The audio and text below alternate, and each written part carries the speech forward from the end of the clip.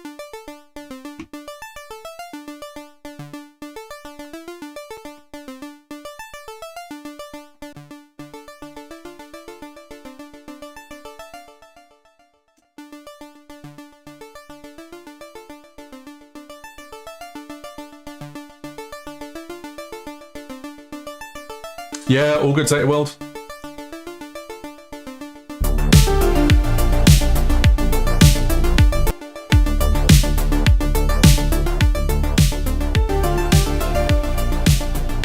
I like the interplay between that ARP and the piano.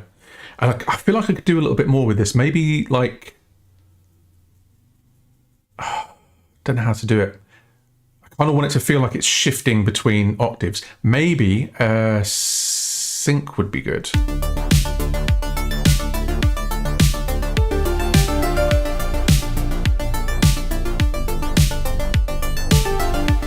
Yeah, let's try that. We'll do a slow LFO to oscillator sync, free running, and we'll have it maybe over the course of like 2 bars.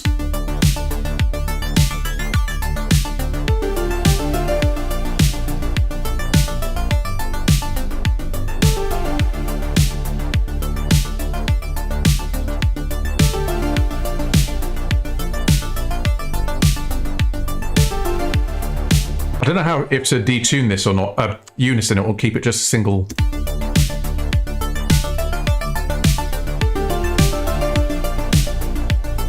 And also, I don't know if I want it to have like a plucky sound. I want it to be constant. So what I'll do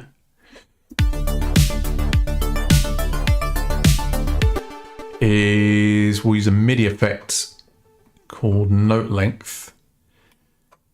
And we'll set it to be fixed. So 16th.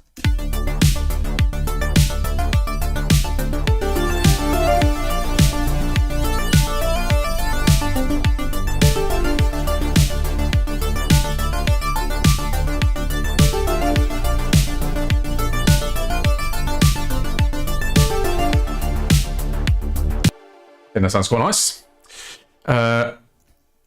I do want like a... what is it? It's not an ARP. PWM thing. Dreamy 80s piano. Yeah, like a really subtle pad in the back. And again, I'm wondering if this could kind of be like octaved.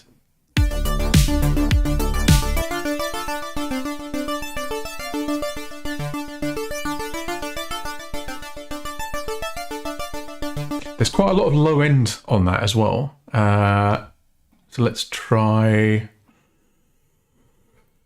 EQing it out maybe.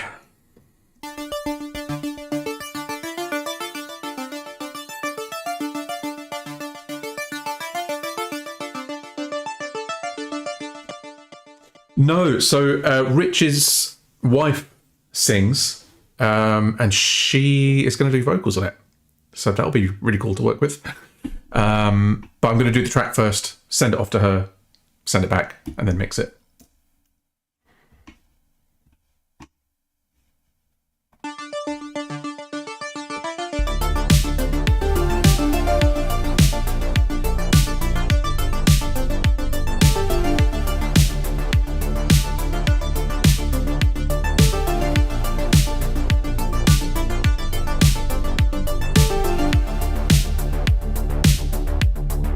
Yeah, I can tell you the name of it now. It's called Jinx.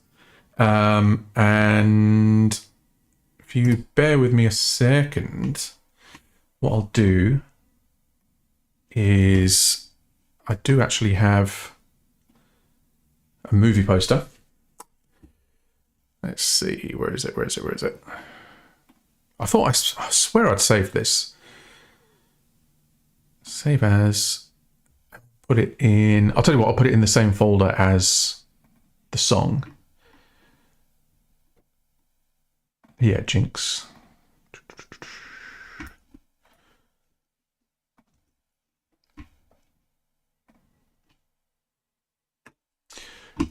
So, projects. The amount I'm having to lean in to read is just ridiculous. It's not good. Yes, so that's the poster for the movie. I haven't actually seen it yet. Rich is going to send me a copy of the film, but it centers around this creepy thing. But I believe that is Jinx. And yeah, I've seen a few like VFX shots from it, and it's looking really cool. There's another horror film that he did a couple of years ago, maybe longer than that. But I know it had some pretty good traction, good reception and stuff. It's very good at what it does. And as I say, he's kind of worked with us on the videography of the 2 singles that we have coming up for Prince of Failure, which I'm super excited to share with everyone. I believe the first single was coming out in like a month. Got pushed back a little bit. It's been finished for like a year. I'm so impatient. It's ridiculous. Yes, I do prefer to mix with headphones, especially when I'm on stream as well, because I don't want the sound coming back through the microphone, because that would suck. I don't like that I've rolled off the top end of that and now it sounds like a shit MP3.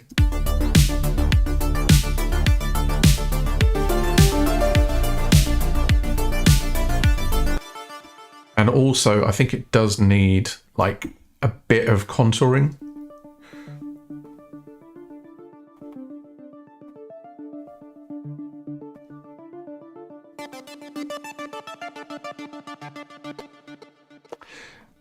Maybe also the fact that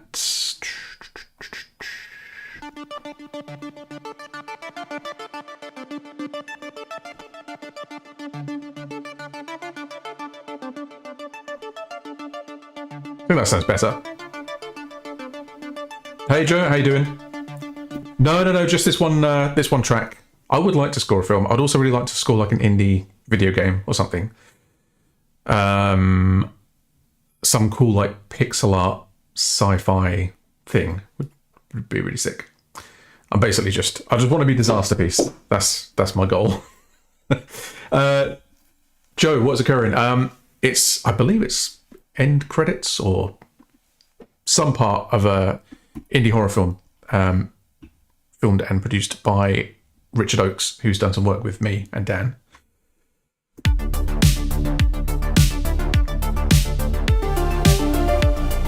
It's kind of taken the edge off it a bit now.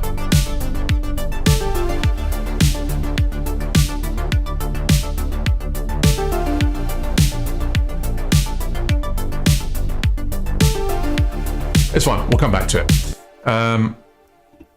Pad.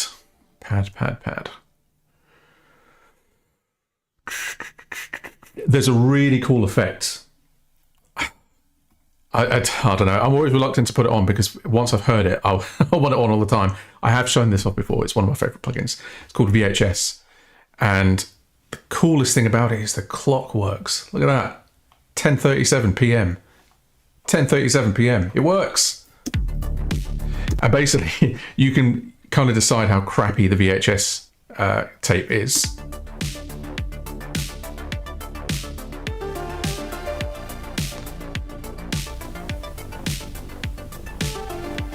Obviously, it's on like extreme settings and stuff, but I actually used that effect on the clean guitars on Auto Genesis, which came out a little while ago, and it just has a nice bit of like tape flutter to them. Anyway, pads.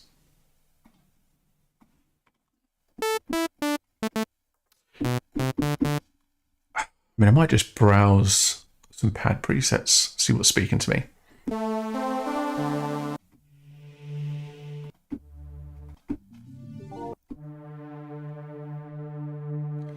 Ooh.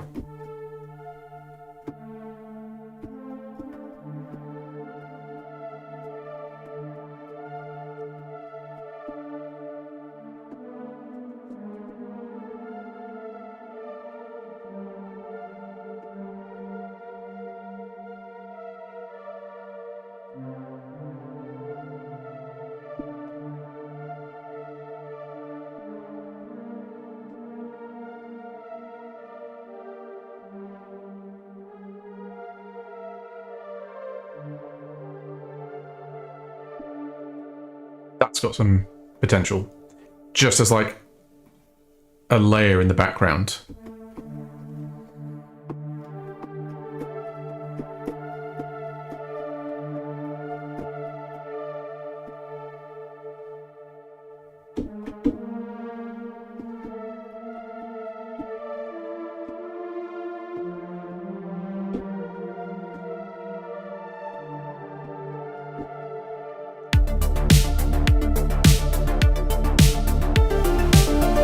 Yes, I like it.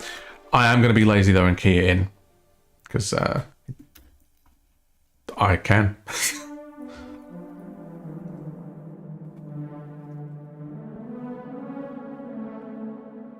Maybe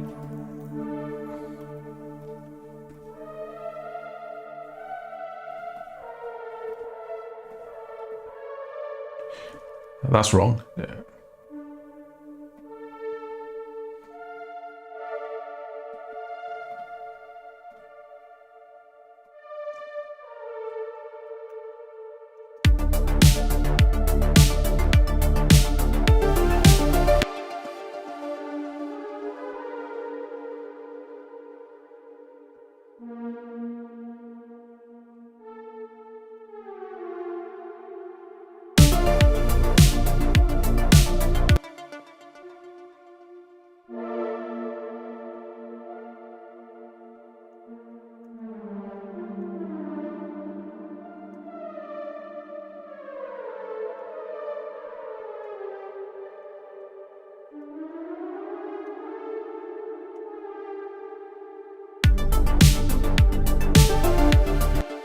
Bam, bam, bam.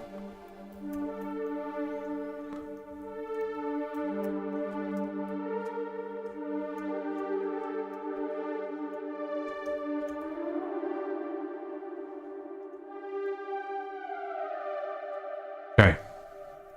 See if that works. I mean, it's a little bit cluttered, I guess, but I kind of don't want it in the 4. Like, it's just a texture in the back.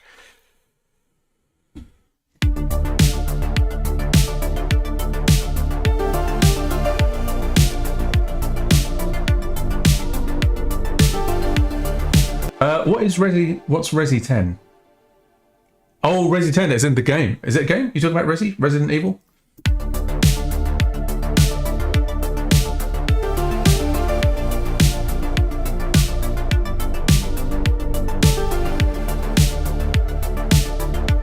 Oh, wow.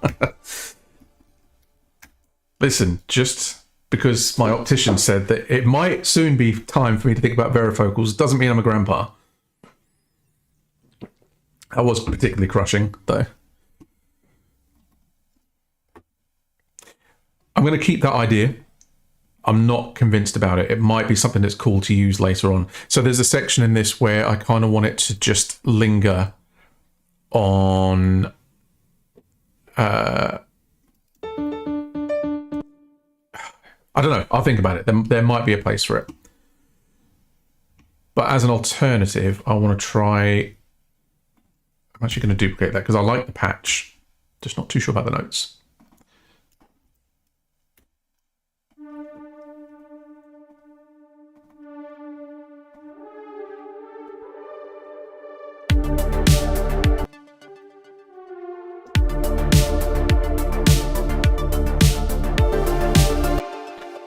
Why are you playing?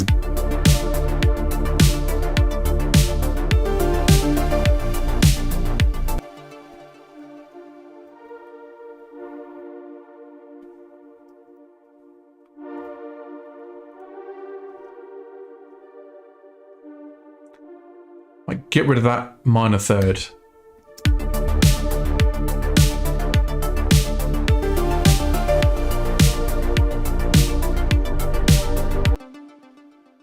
Oh, I did. It took me a while. I thought someone was saying that I had some feedback or something.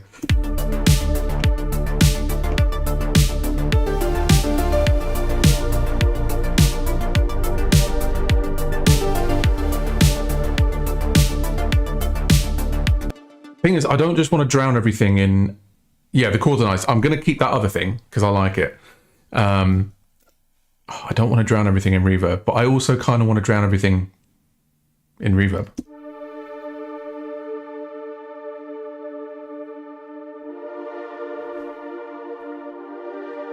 And we can also put a bit of that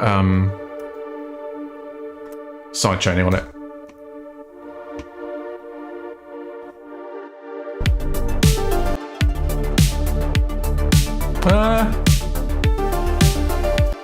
Maybe it's too much. And also as well, the sound kind of dies out a bit.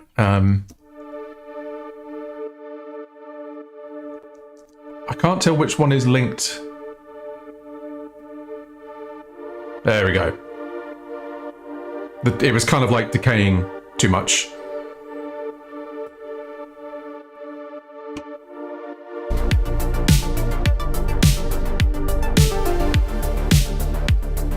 That bass sound is kind of lame. I could do something better than that.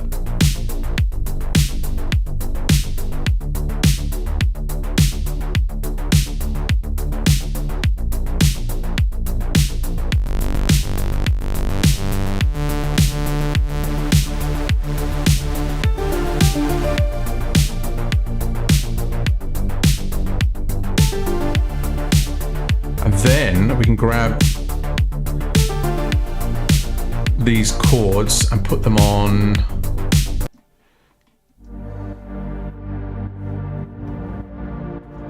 I'm going to be supremely lazy and I'm just going to copy the track and have one with sidechaining and one without. I can automate it, I'm just choosing not to.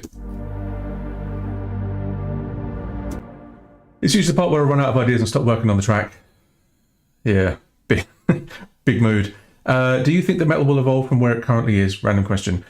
Yeah, I mean, to be honest, I was actually having this conversation with someone earlier because, like, I always get kind of frustrated with myself that I have all of these tools and I still just end up writing, like, band metal, like 2 guitarists, a bassist, and a drummer. When you could literally do anything. You could have a song that doesn't have any drums. You could have a song that's, like, electronic or whatever. And there are people doing that. To great effect. It's one of those things where I'm like, yeah, I know that I want to dive into that side of things and kind of take it somewhere. Like, I know I always reference him a lot, but the Mick Gordon Doom soundtrack, I feel that was kind of like a bit of a watershed moment for me because I'm like, okay, you can actually incorporate like heavy, I don't want to say dubstep elements, it's not dubstep, but like bass music. Darko are a really good example of a band that I think are doing that really well. So their track, Rage, is really cool. It has like rhythm bass. It has like an industrial, like Berlin techno breakdown. Also have another track I really like called Shanghai, which has like, again, that sort of hardcore, sort of ravey techno sort of stuff. So yeah, there are bands out there doing it. I would like to join them at some point. I think my thing that I've always said I want to do is like, I want to do something that's like a mix between Doom, Burial, and Blade Runner. That's like my thing. And the closest I've heard to that is, yes, do check out Darko. They're ridiculous. Like, it's just fun. It's fun music. There's a band called Silent Planet, which, yeah, another recommendation that you nailed, Sarah. But they have a track, and I cannot remember the name of it, but as soon as I heard it, I felt like they were trying to channel the same thing. It had that kind of like dystopian cyberpunk sort of edge to it. I guess basically that's what I want to do. I want to do like cyberpunk, dystopian, ethereal metal. I've heard of Swarm. I haven't heard Swarm.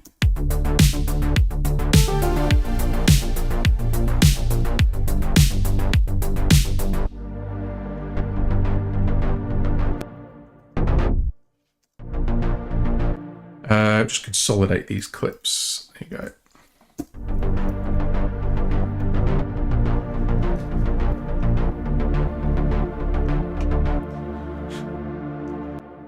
Don't need the bass notes in there.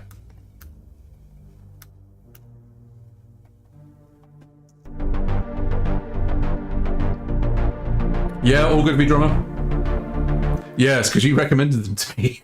And also, N3B? D? B? Is it? It is Neb, isn't it? Yes, N3B. Super sick. It's like a mix between... I don't really know how to describe it. Like, the guitar parts are really sort of percussive. Like... oh, for some reason your stream is broken on Twitch. That's not good. It says it's working. It says there's some people on it. I don't know, strange.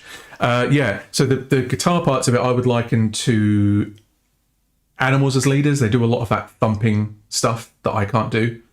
And then they kind of mix it with like, again, there's like elements of bass music in there. Yeah, it's very cool. I'd love to collab, but he doesn't even know who I am. Notice me.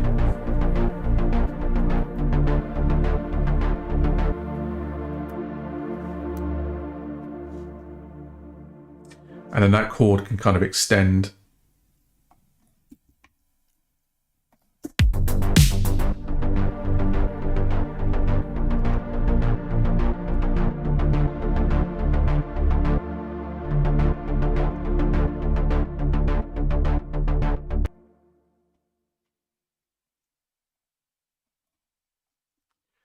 See.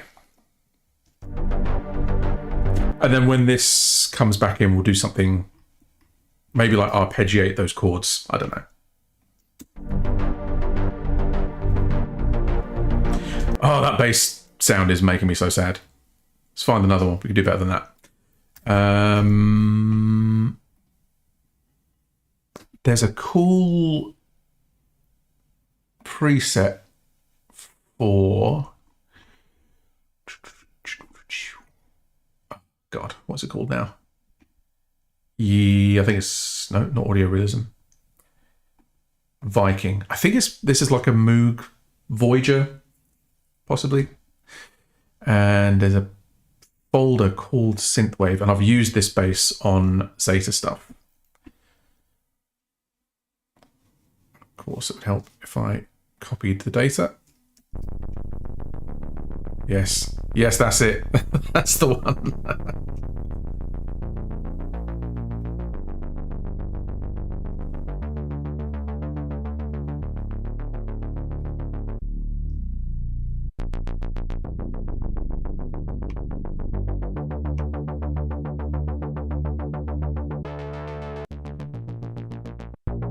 Maybe it's that one. I can't tell. It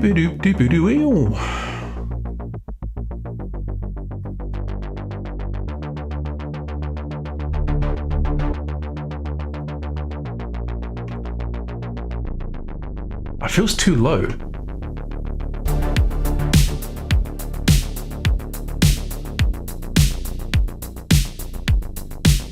Way too low.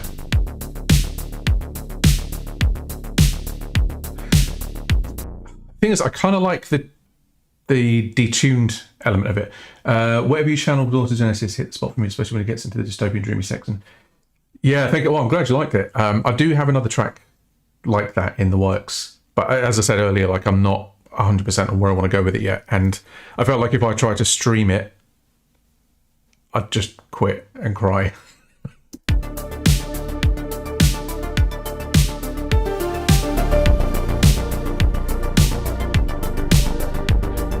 Maybe it's...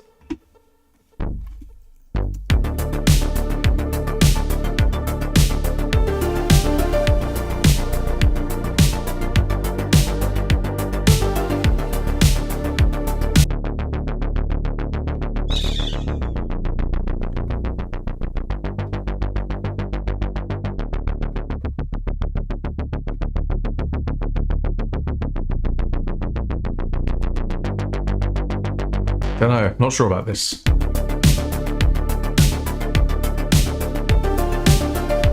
Also, why is that piano now oh, I know what's happening.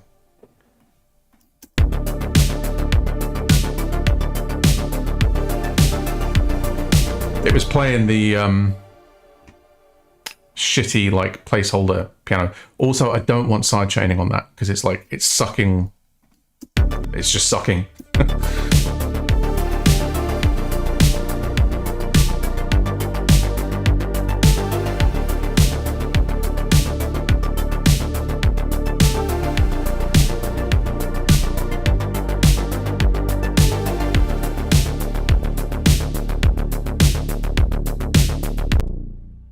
Still not feeling the bass. Then There must be. Let's look in Diva. I never use Diva. I've got it. I never use it. So let's have a look. See what its presets are about.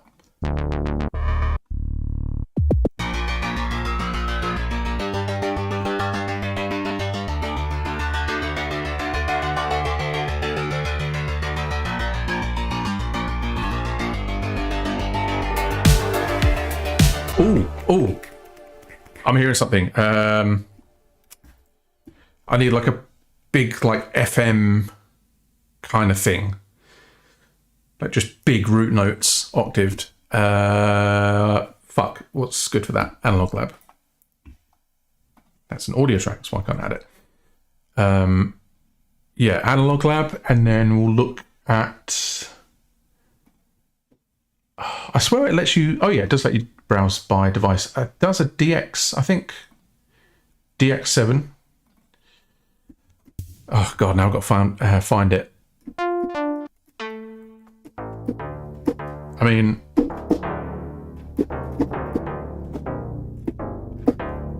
something like that, but more like aggressive. I haven't listened to New Gorillaz album yet. Came out quite recently, no?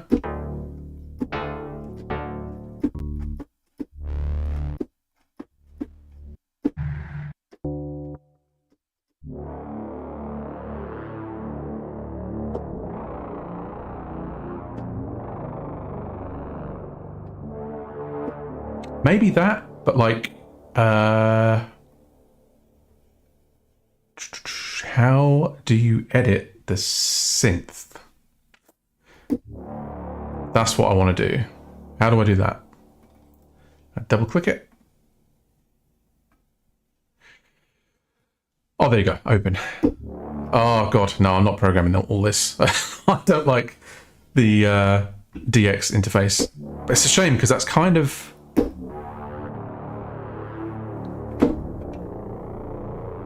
I want it to die out quicker than that. We'll keep looking. It's fine. It's fine. Go back, back.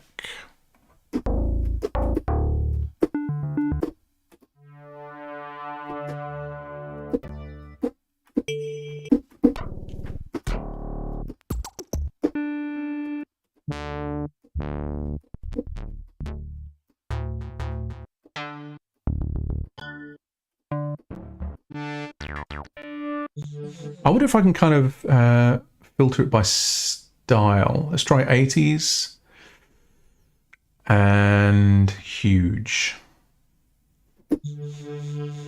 How do I come? Oh, there you go. Show results. I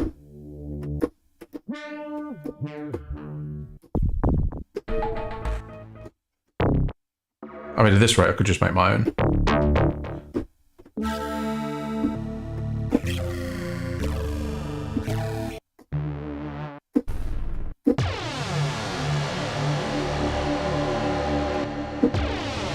It's got too much like pitch rise to it. Let's try and make my own. Sorry, I know I said I wouldn't get stuck in the weeds, but I'm hearing something.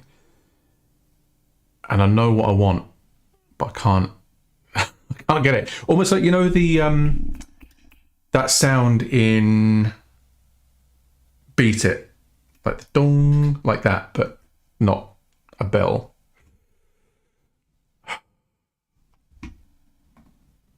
Okay, let's try doing some FM. See what the FM does. So we set that to a sine wave, but turn it down. And then go FM from B.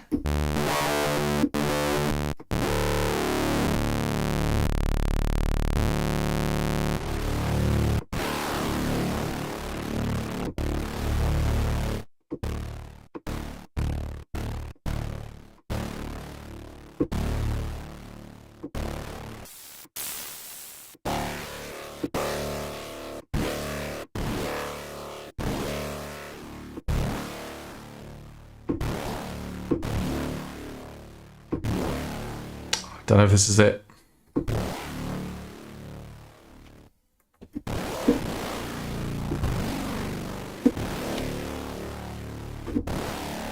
Maybe the...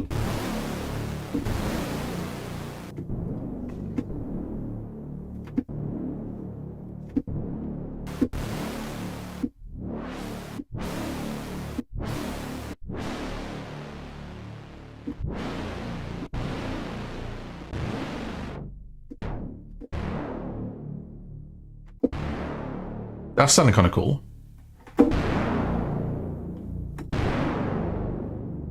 I have too many synths. That's the problem.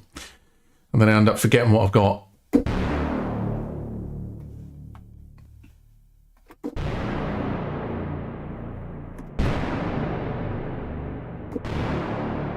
So it's in that territory.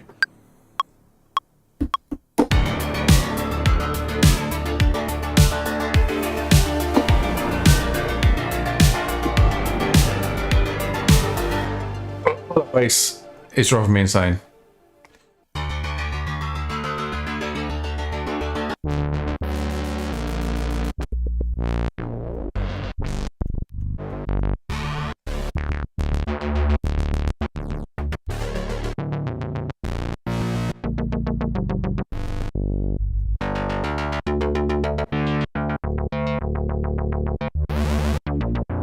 These are not doing it for me. Just out of interest. Just out of interest. Synthwave bass. I might even be able to use a one shot.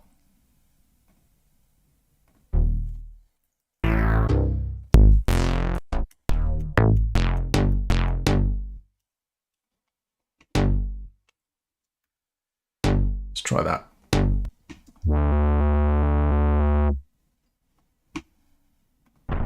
Oh god. Oh god. What's happening? Stop.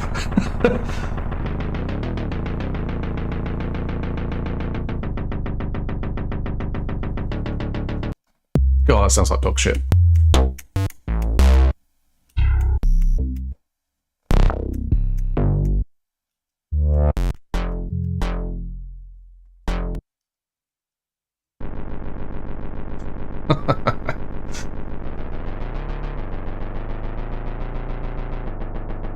Nah. Doesn't sound good. Does not sound good. Awful. Okay, back to the drawing board.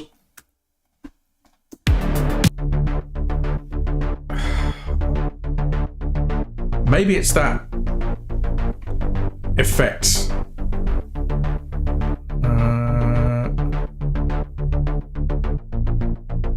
We'll get rid of the higher octave.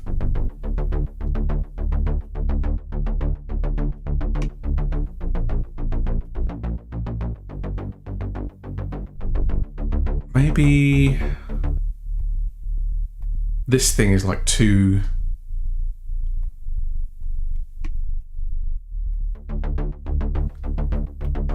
Can't figure it out.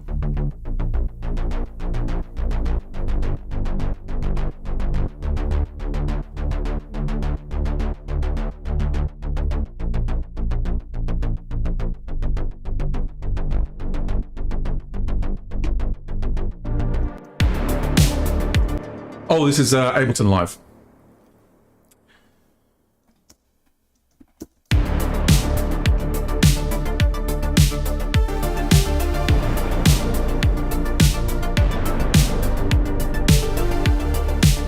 So this is cool. That sounds still not quite right. You guys hear what I'm kind of going for, right? Maybe.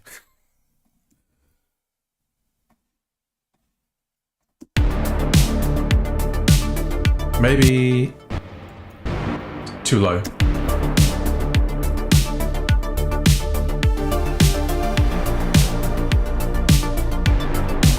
That's better.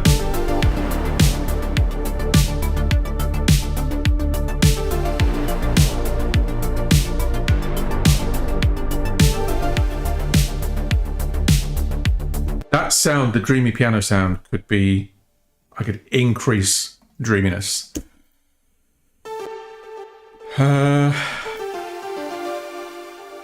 Maybe it's this...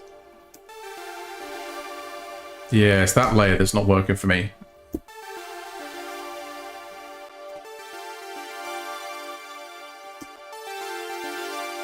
Maybe some noise would sound good.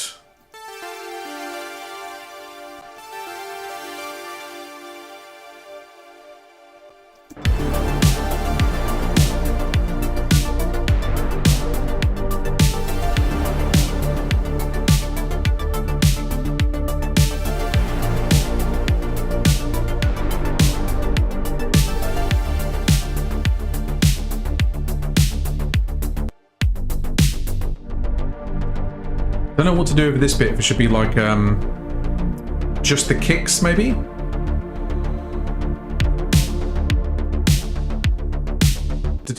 Like a snare rise or fill or something. Also, I mean, that's another thing we've not really done is like any like toms or anything.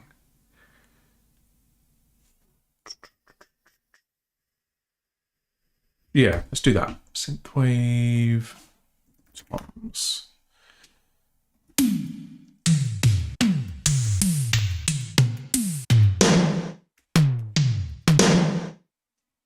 That sounds cool. Let's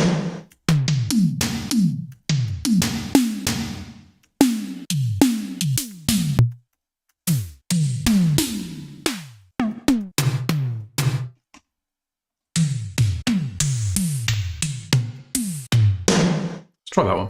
Sounds kind of cool. Wow.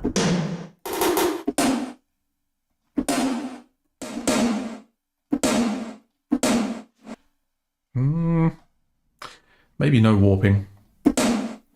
Stop.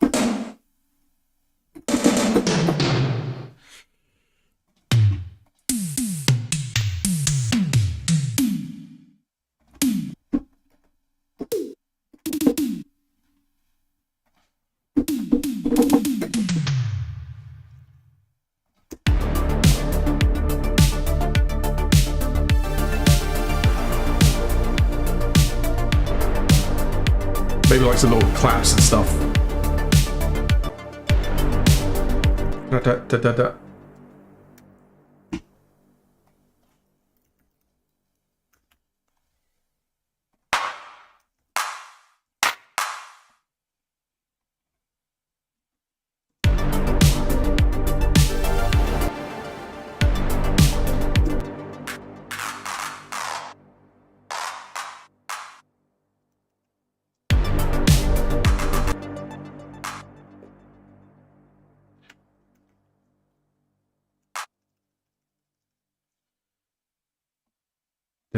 But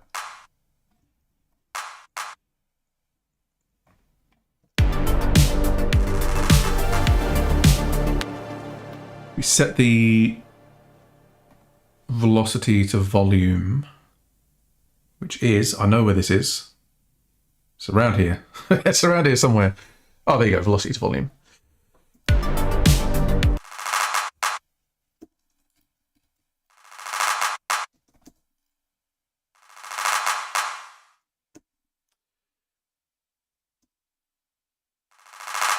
Yeah, that's exactly it, Raven.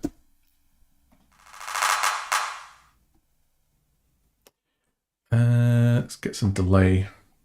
A ping pong thing would sound cool.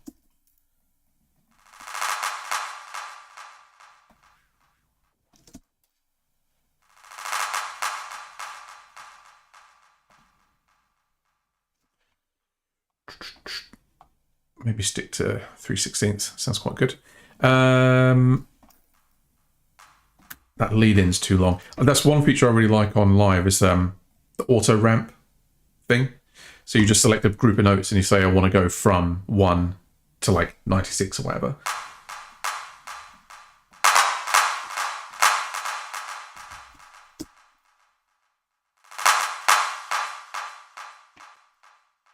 Maybe keep them all.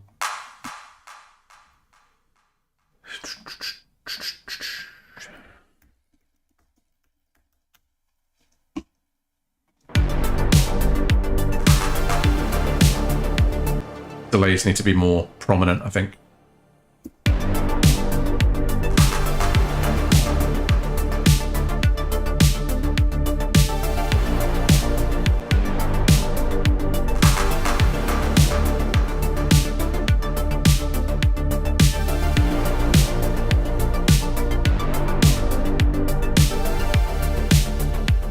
And then for this bit,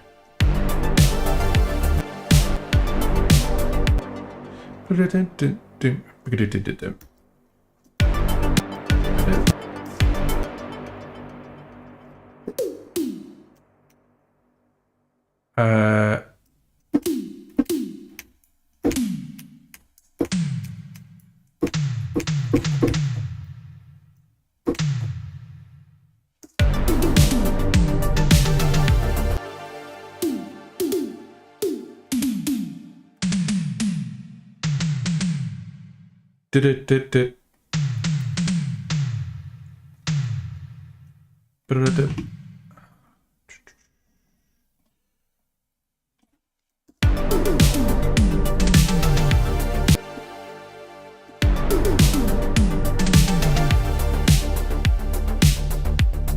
Maybe put like a little reverb on it with some like quite hefty pre-delay, and we can compress that. Sound really good.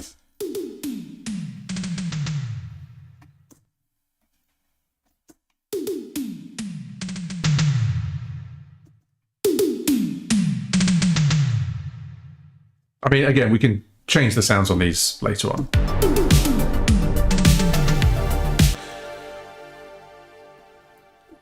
Maybe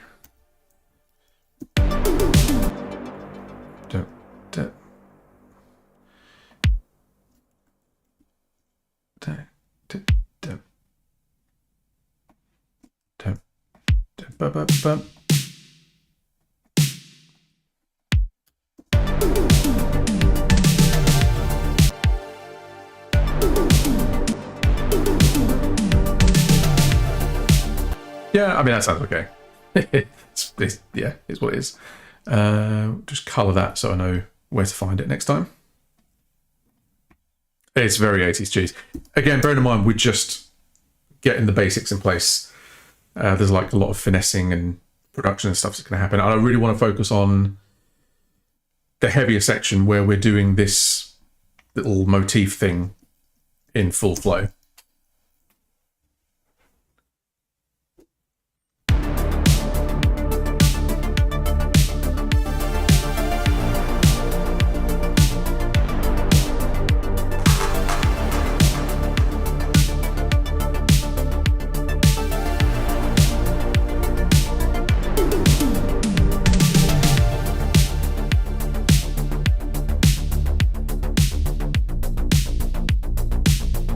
Again, that bass sound is not, it's not here. So there's going to be vocals on this bit.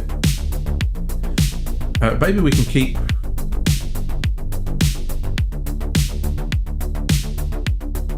What are we doing?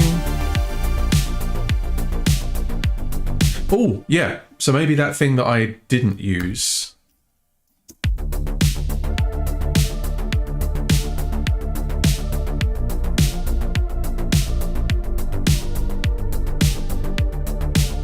Or we could just repeat.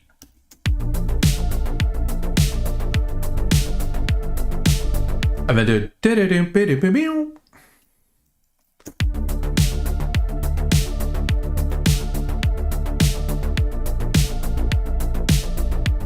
and then we could do the side chaining on that. That might sound cool.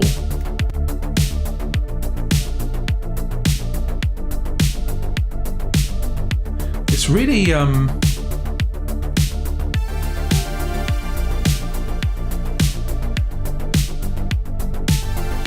come back to that, but I think something like that works.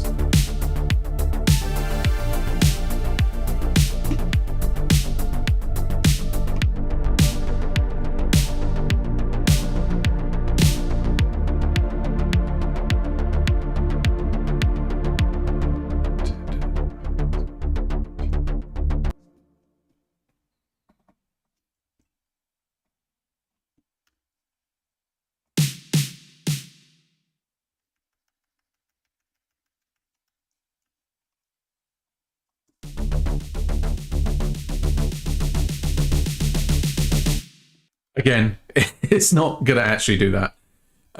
So I think if we then go back to the beginning. So what I'm going to do here is if we collapse all of this, I can then, let's see, grab this whole section, copy, paste.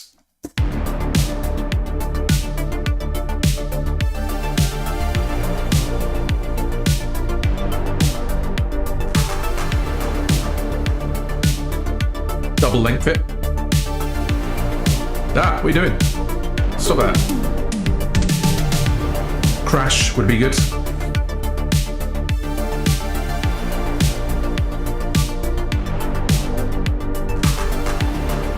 Now, who says there isn't going to be guitar on this? I think guitar would work.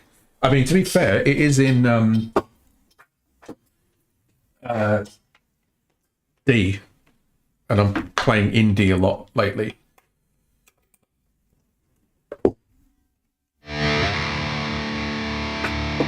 I mean, that might even sound good with the that. Wow.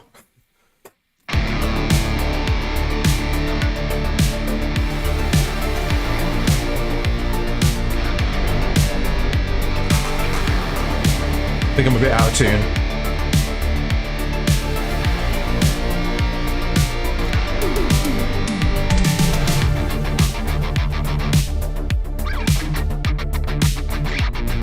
Something like that. But I don't want to make it too like modern, so I don't. We'll come back to that. It might work.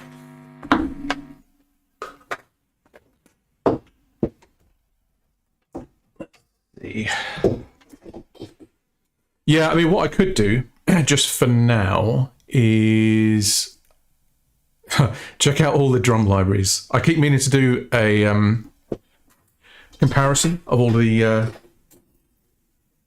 sample drum libraries, just because I feel like that would be something that's helpful for people.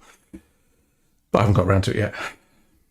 So yeah, if we go MIDI guitars and we do Odin. There's no way I'm playing Resi 9, by the way. I'm too much of a coward. Can't do it.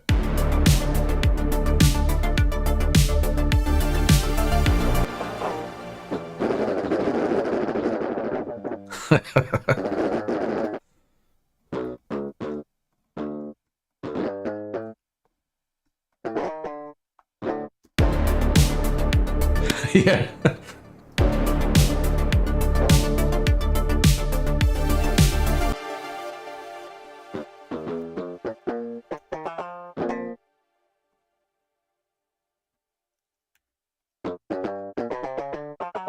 I mean, there you go. It's just done. Doesn't need any tone or anything.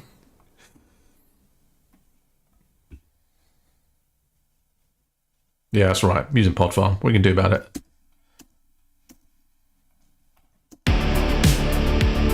Okay, actually sounds kind of shit. Let's try... I mean, anything.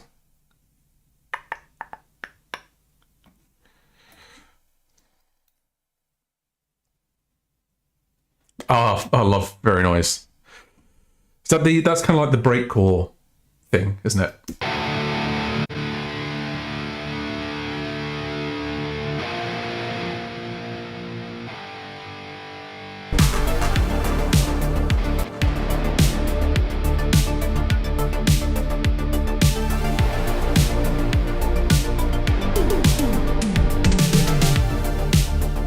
We could either do that, or we could just have a...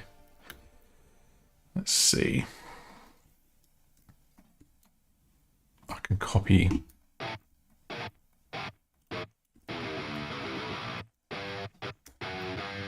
if we put a arpeggiator before it, I know it's quite lazy, but sometimes I am lazy.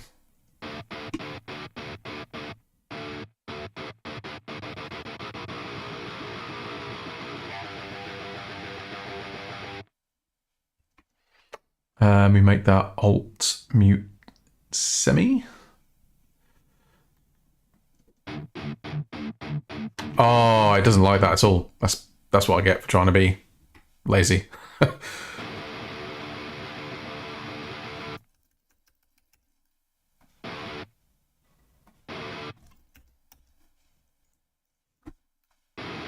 Sometimes the shortcuts are shortcuts all.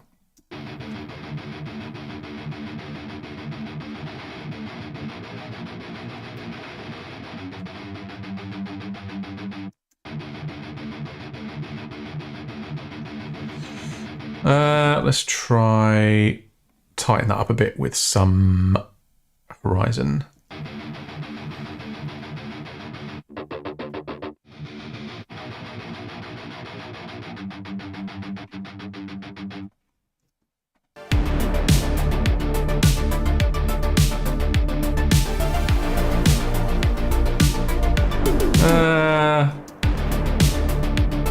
I don't know. We'll keep it in the back pocket. It might work. New guitars.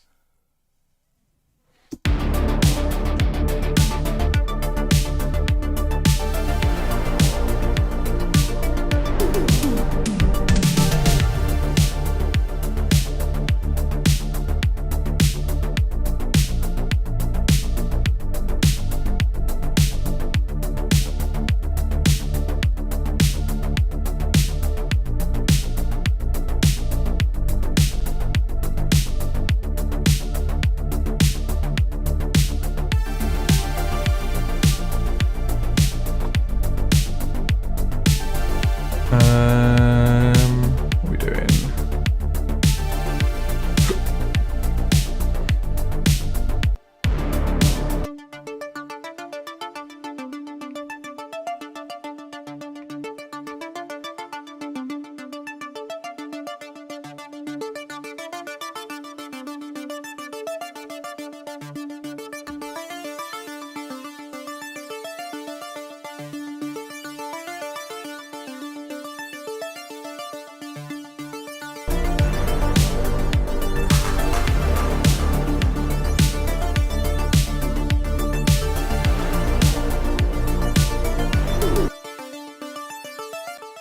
I wonder if I can layer that with something. Cool synths, serum.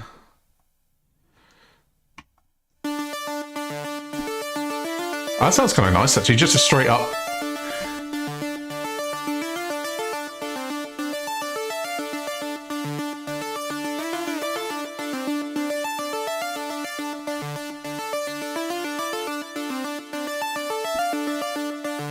And maybe if we introduce some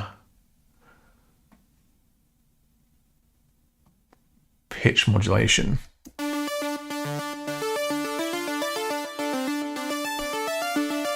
Hey Grapes, how you doing, man?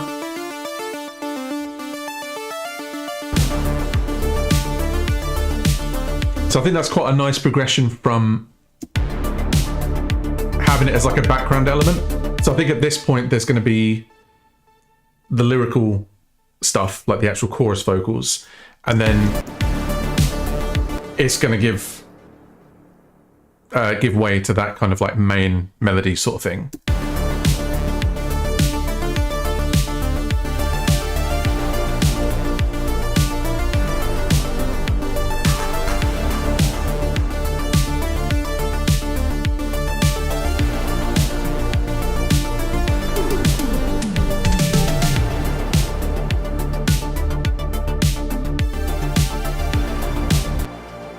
So then we could just go and linger on this thing.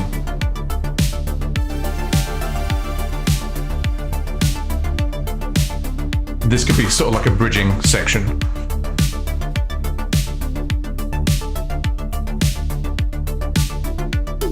Again, forget that those drum fills are like the same every time. Also, I think the decay time on that can be longer as well. So if we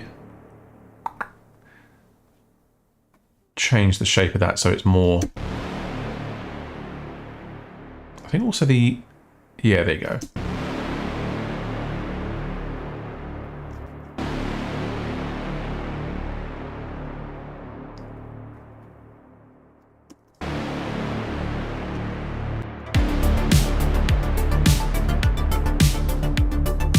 I mean, again, I'll tweak that sound.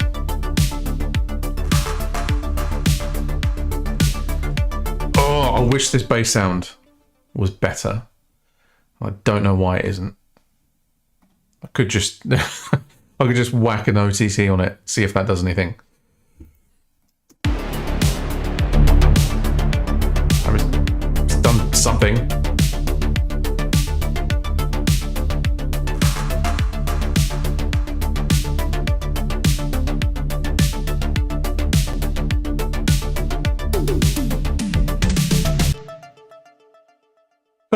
Right, see how that's flowing. There's also got to be an intro section as well. I'm going to look in the Serum 2 presets and just see if there's anything in there for bass. I'm sorry, I know I'm really hung up on this bass sound, but it's just not. It's not it. Bass synth.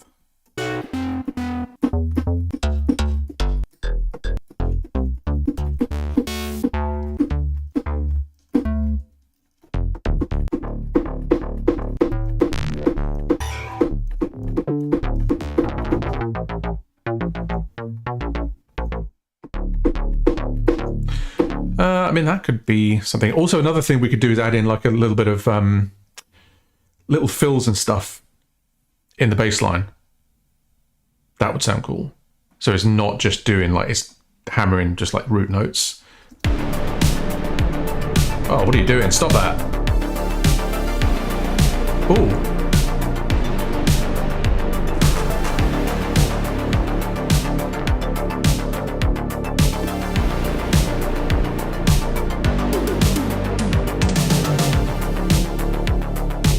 I think that's closer.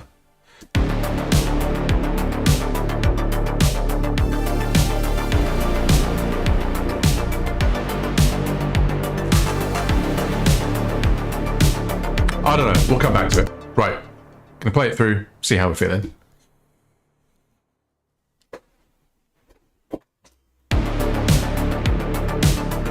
It's too resonant, I think.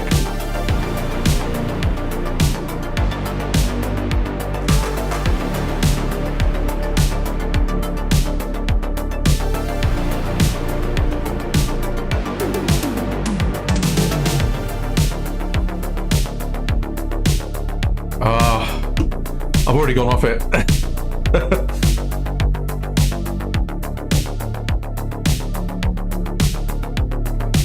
Fuck's sake.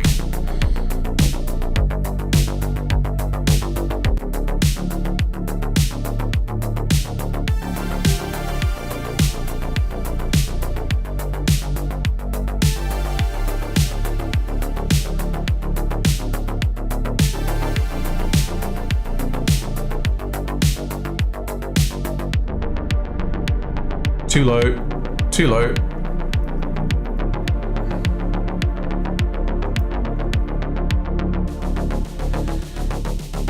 Make this rise kind of like pop out.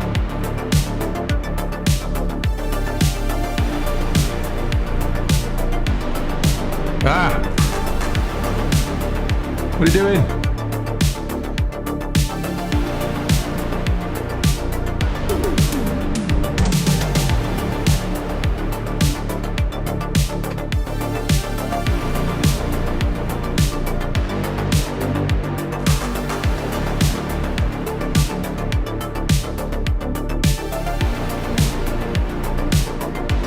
Vocals will stop here.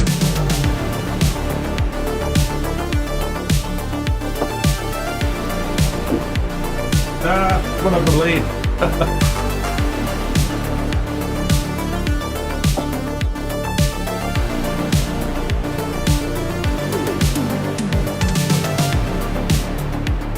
Just out of interest, I want to see what that melody sounds like.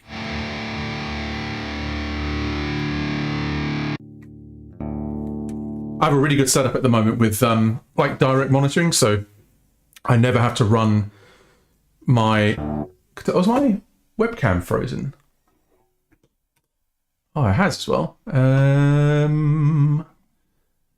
do we fix that? Okay. Okay, we're good. We're good. I think it could be I've got too much stuff running through a single USB hub. So it's kind of annoying.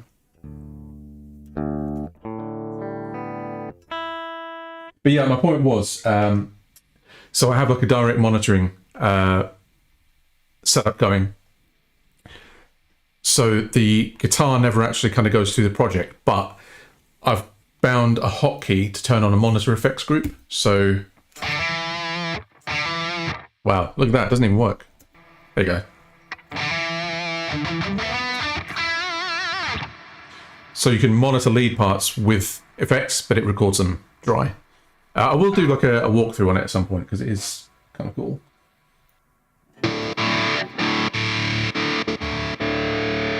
I don't want the Powerball.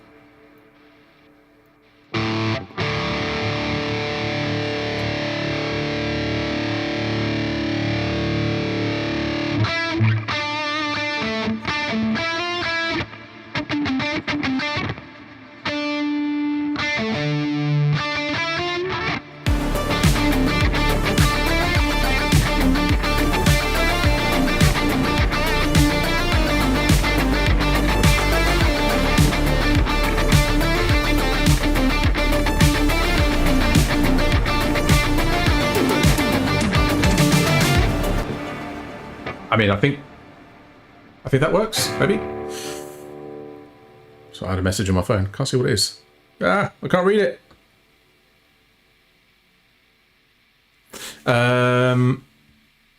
Yeah, let's try that. And then the other thing I want to do as well is if we... This is very unorganized for me. Yeah, I like to have everything in groups, and they're not in groups at the moment. It's fine. Doesn't matter. Doesn't matter. It's fine. So the way I record guitars is up the top of the project, I keep a group. You can't really see actually because my face is in the way. I keep a group here called tracking, and that's got 2 tracks in it that are taking their input from the pod, but 2 times. So one of them is my record bus and the other one is dry guitar. So what I do is I just alt drag that down to the bottom. I link the channels, and then I can record wet and dry at the same time. It's pretty cool.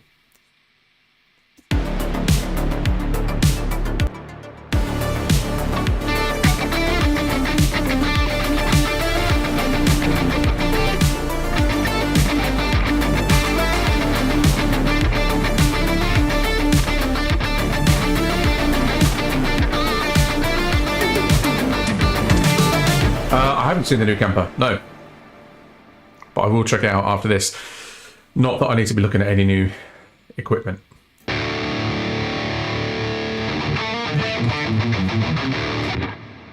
That's a little riff from the new thing I'm working on. I might do some stuff on it. I don't know, we'll see.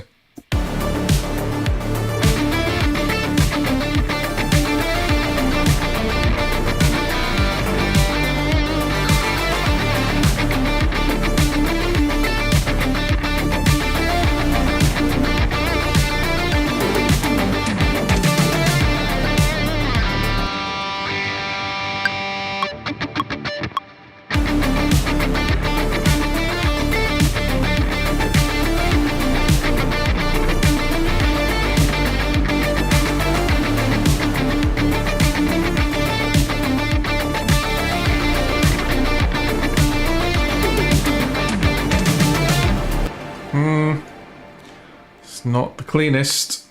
So do what if we do loop and then we can do some comping. Oh man, no. Well, I'm glad you think so, but I'm very rusty. I don't practice enough. I don't play enough.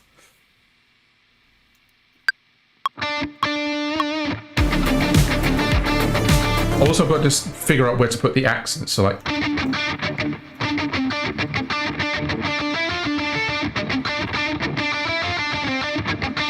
So maybe that's the way. It's not. I don't have to do every 16th. Like.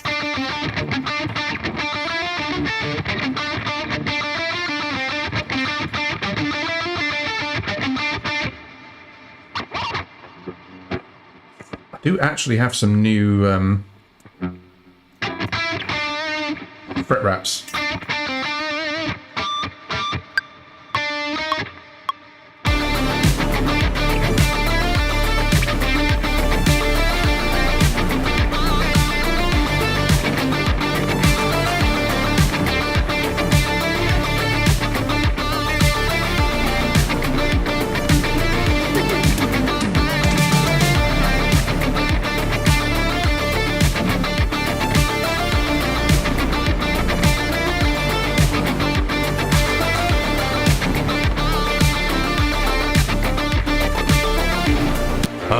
I feel like maybe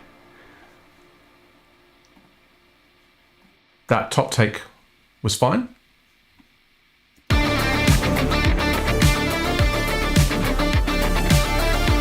Oh, fret rat is just, well, so normally I use it for silencing the strings past the nut, but you can also use it if you're doing like high guitar work and you don't want, it kind of mutes the strings. Yeah, stop the strings from ringing.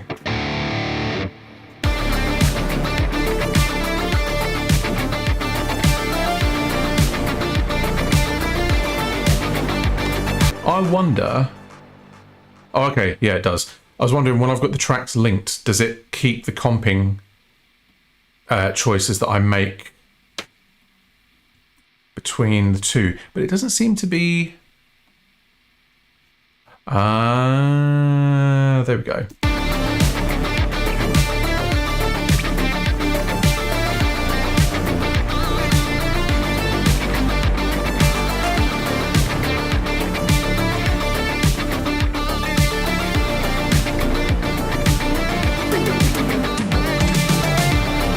I mean, again, we're just temping.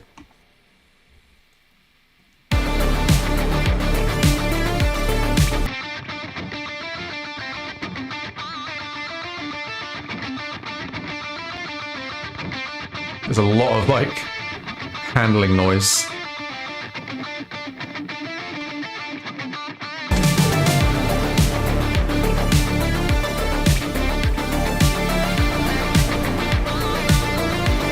Oh, the little pinched harmonic thing.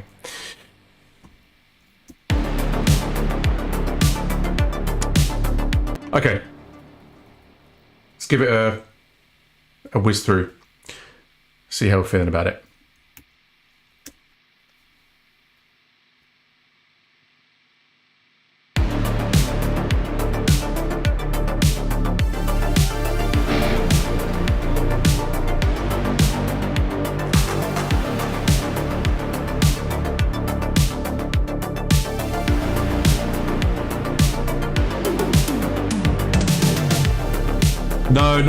No real EQ or mix. Oh, that bass fucking sucks.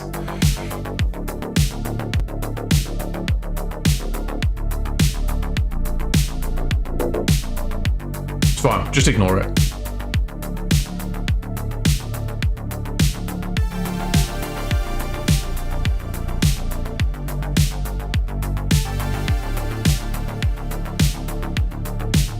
Probably bring this thing up a bit as well. This whole section needs stuff.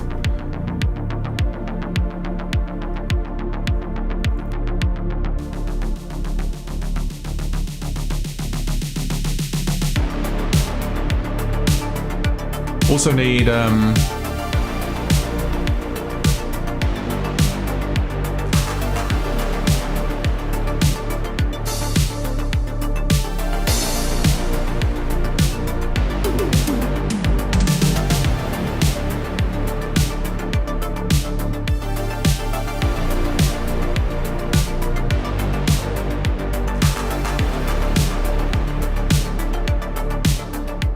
what are we doing?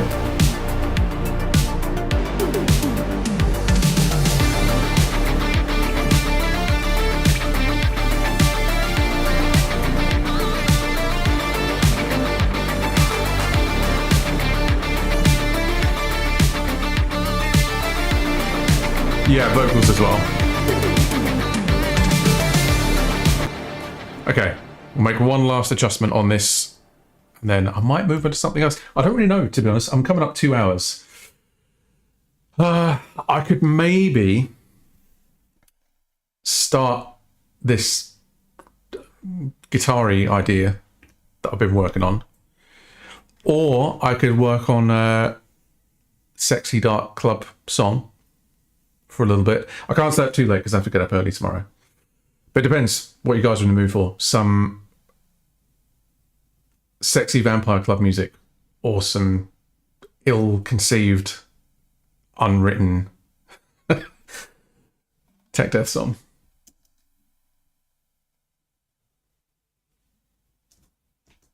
Oh yeah, I want to put. I mean, it's not the best crash sample to be honest, but it's fine.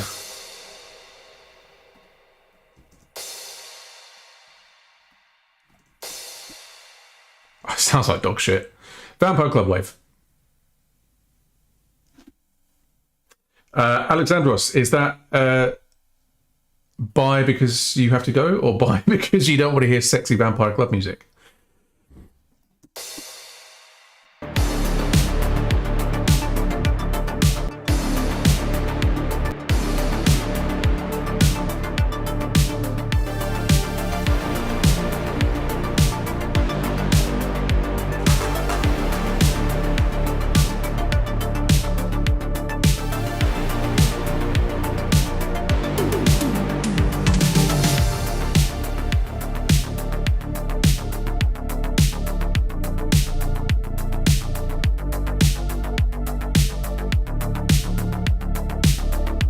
Yeah, I think that sounds okay. It's a good start, but it needs a ton of finessing.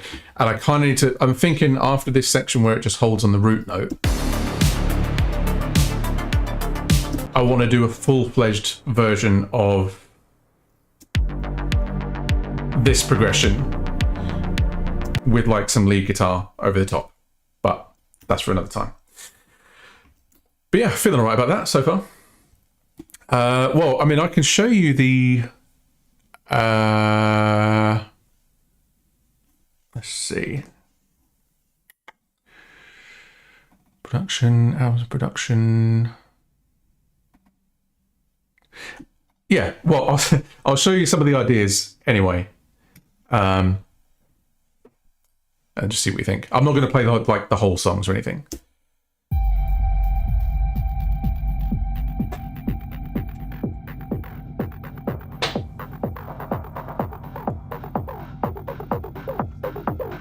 Yeah, no worries, Starkiller. Have a good one.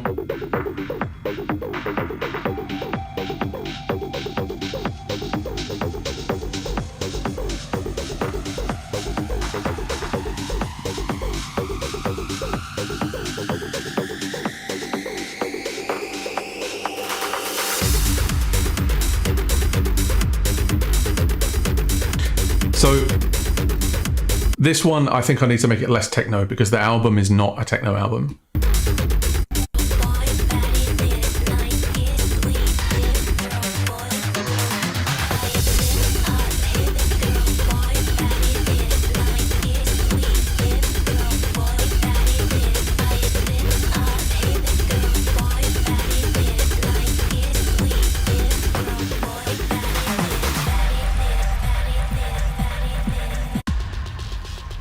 Oh, this one's cool. Break free, awaken, crystallize, evolve.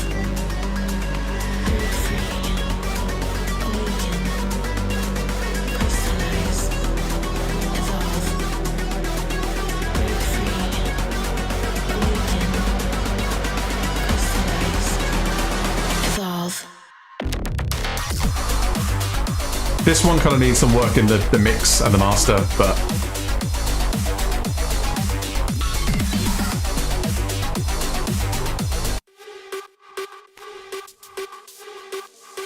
think this is the most recent one that I did, and this could definitely do with some more work as well.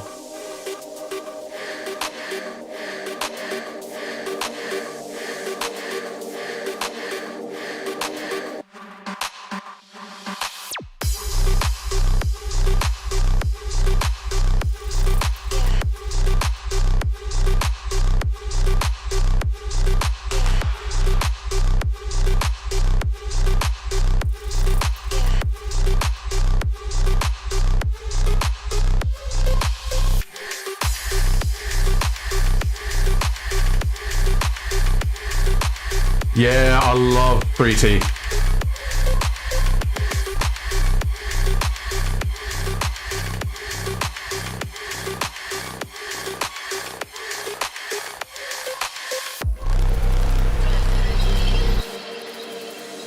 Yeah, I don't know what to do on this like build section.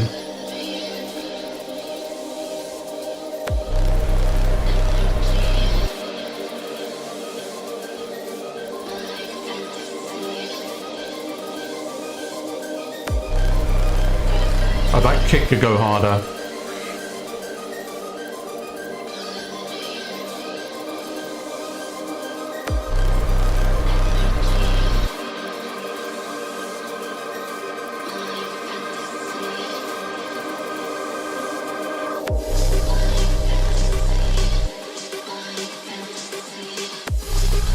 Yeah, if that kick drum can hit harder. I did, yeah.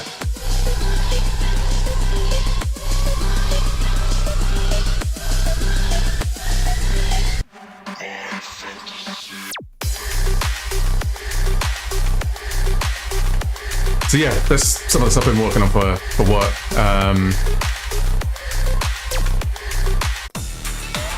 Very Gestapo sign.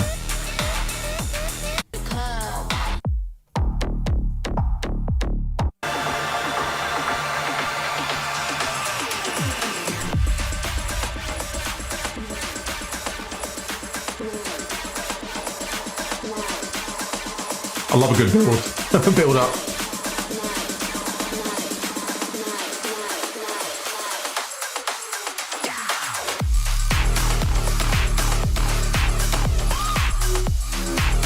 I like a 90s like vocal whoop thing.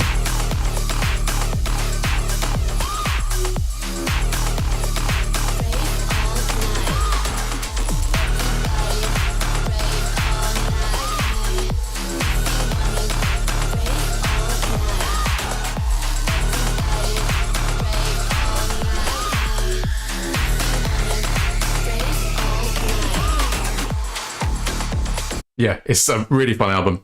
I don't know if I feel like working on it tonight, though. I don't know. What are we thinking? Thing is, I've been on for like 2 hours.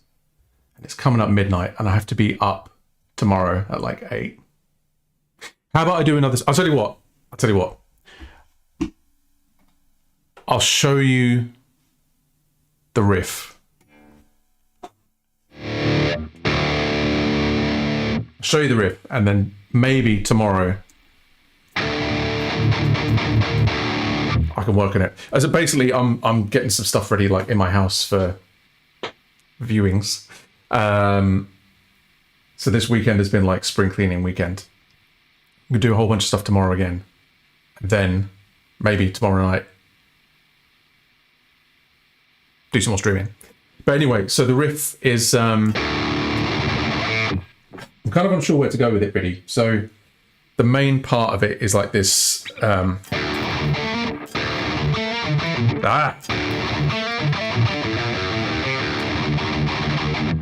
I've forgotten how it goes.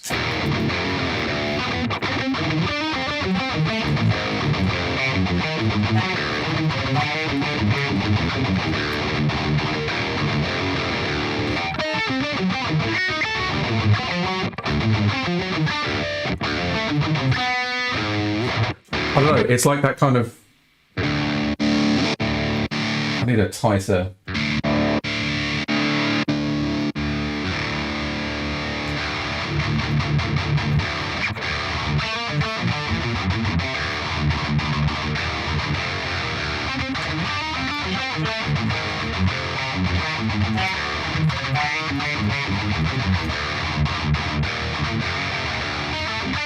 Ah!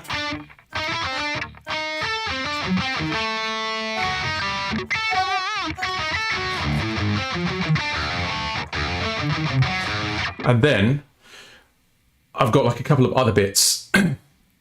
So there's another riff that I was kind of working on that's like a... Wait.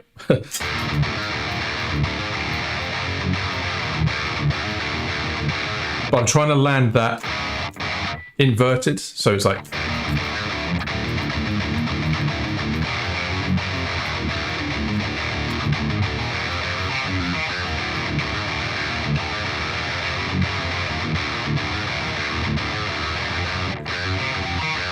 So there's that riff, which I don't know what I'm going to do with.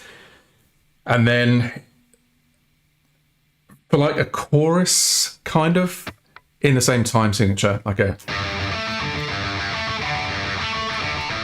Yes, drop D.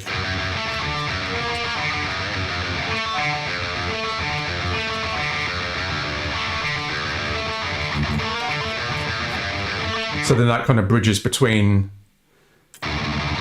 those two things.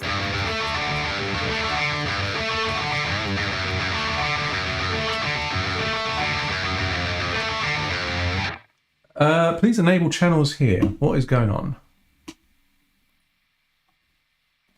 Just checking. Are you guys? Am I still on? Still online? Somebody say something. Somebody type. Okay, yeah. There we go. Yeah, weird. It said like reconnecting channels or something. Yeah. So that's kind of like.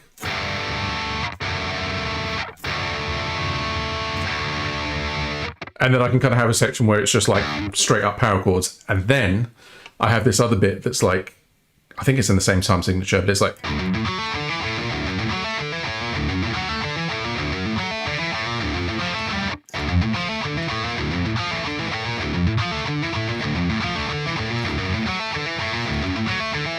But that would be on like a clean channel.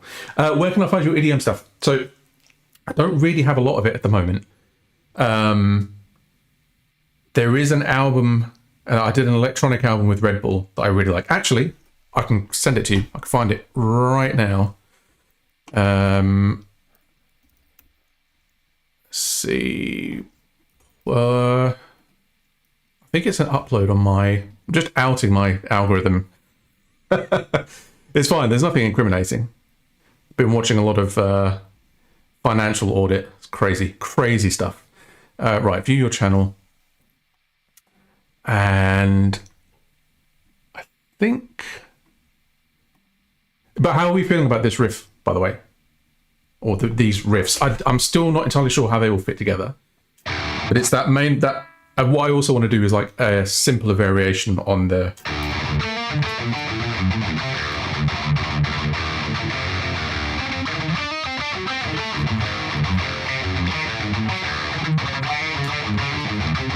That's very like Zenith Passage though, that I'm not sure how I feel about using that. Maybe I could do like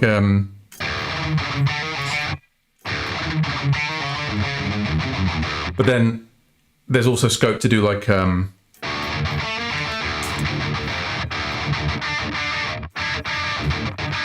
kind of thing, like a halftime thing.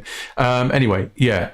So I uploaded most of the album onto YouTube.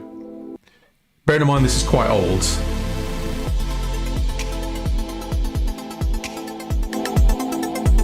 But it's a mix of like ambient stuff.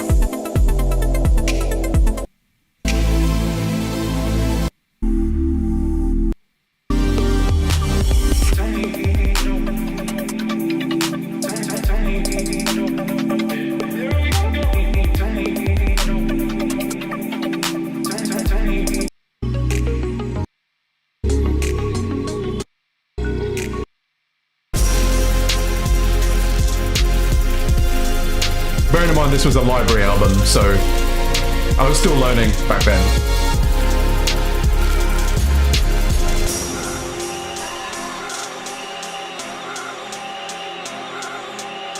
Yeah, there's a lot of like trap influence on this.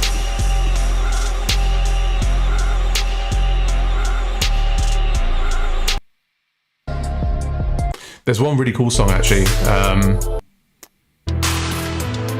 Oh, this was a bit lawn.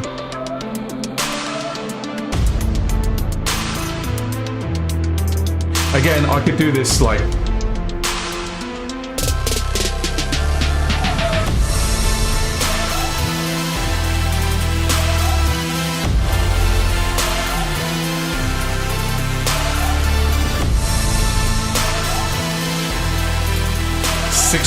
more than 6 years ago.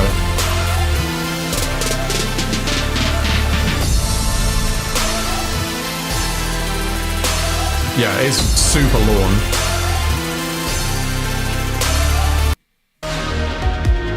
There's a really cool... I'll tell you what, I'll paste this in the chat, and if you want to listen to it on your own time, you can. Or it's just not going to let me paste. Why? There you go. But yeah, there's one really fun track on here actually. Where is it now? Yeah, I mean, it's all very like...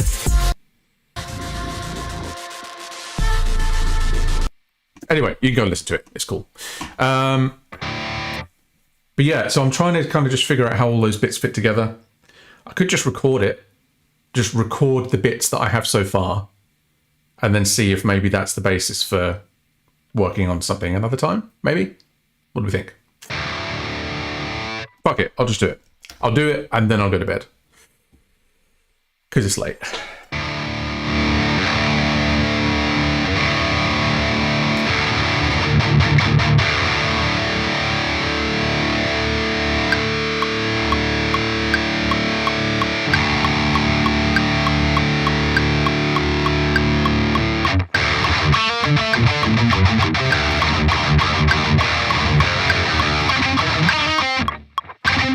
I think it's faster than that. It's like...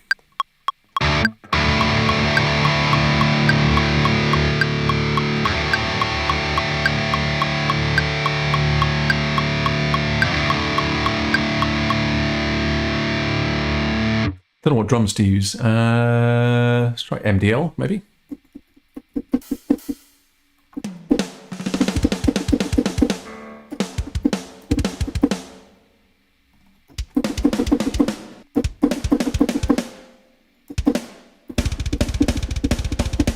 I don't know if there's like a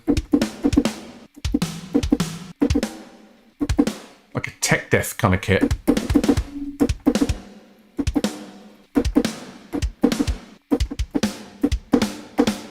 And that sounds kind of cool.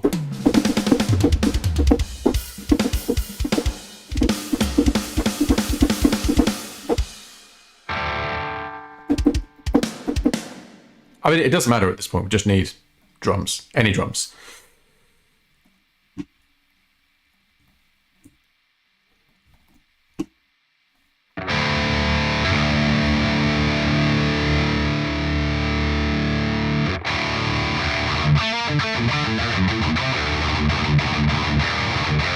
Or do I do the inverted? No, like the...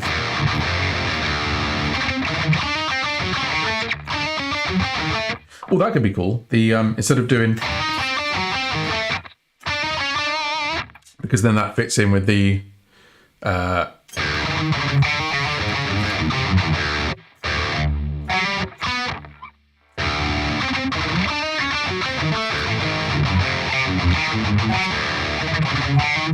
Yeah, I kind of like that.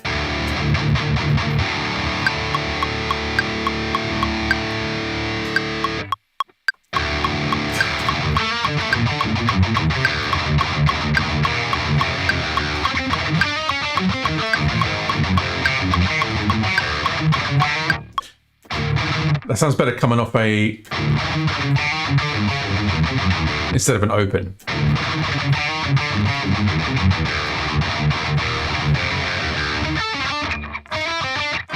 And then that time around,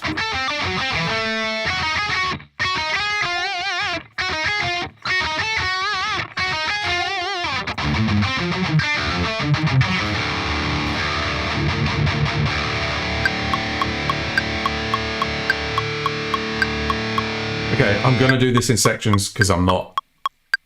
Yeah, I'm not.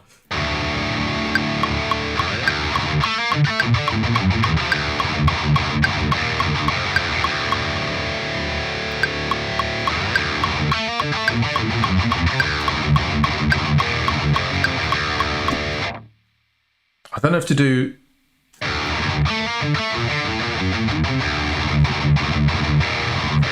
like... or... I mean, it doesn't really fucking matter, does it?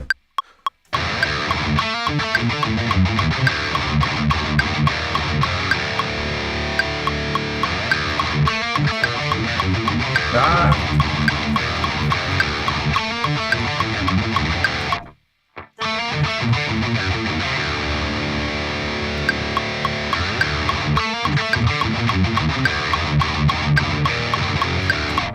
I feel like I've got too much gain.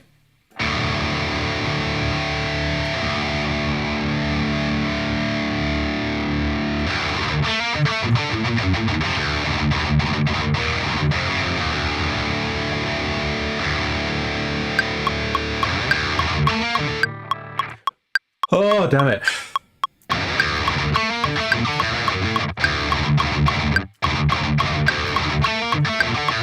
Or, ooh, that sounds better. Instead of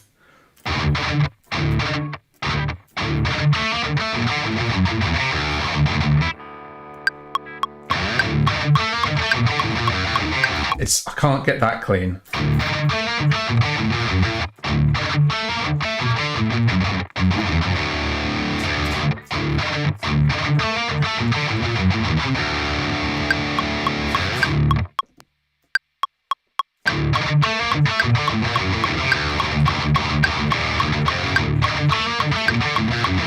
Ah!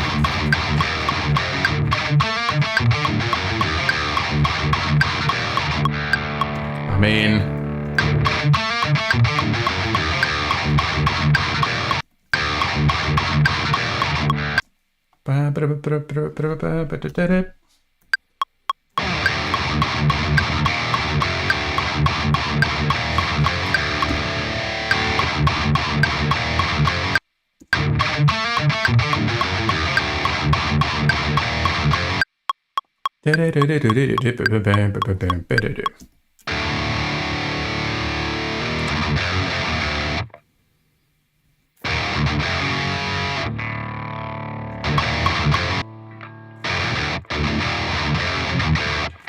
that sounds cool coming off like palm mutes.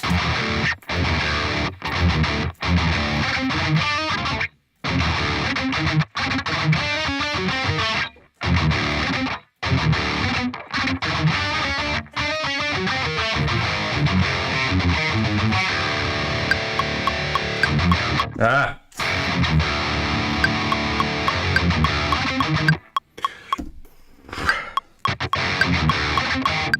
Come on.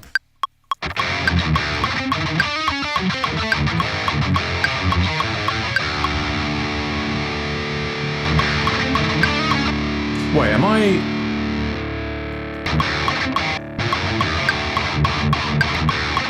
I recorded over the wrong bit. Twat.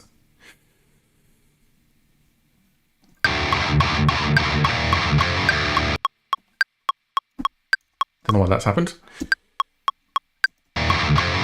Ba-da-doom.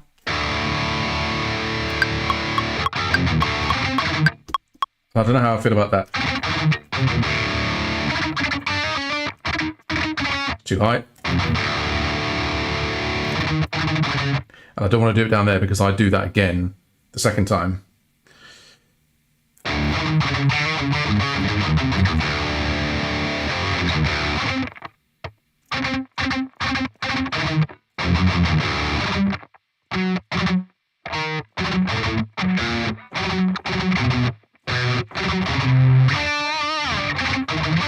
Okay.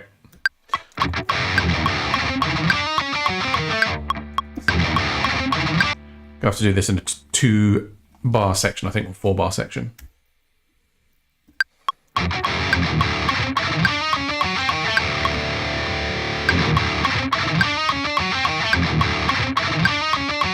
don't know if that should be muted or not.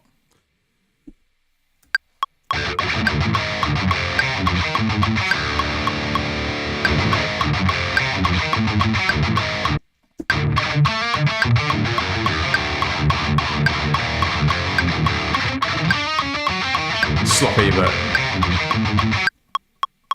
And then we cut back to the...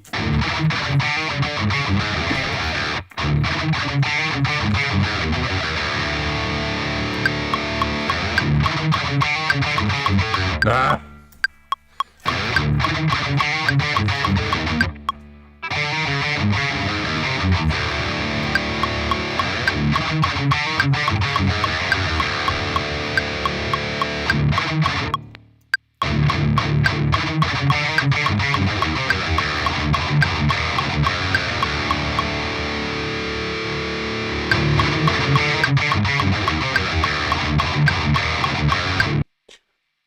And then again, same.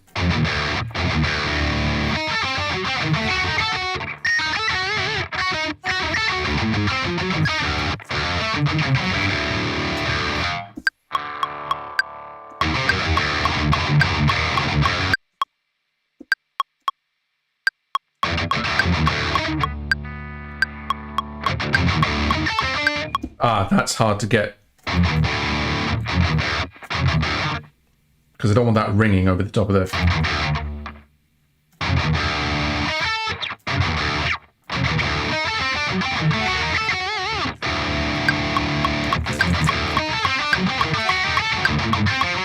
I mean, some of that was all right.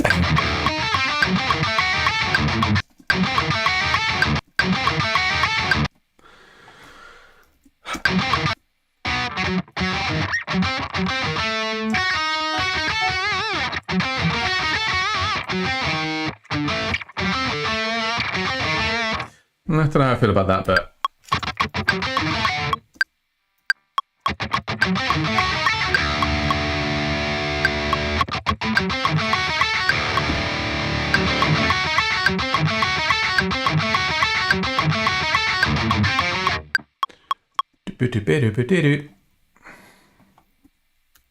I still feel like, I don't know, I don't want it to be like just a bunch of bits stuck together, you know what I mean?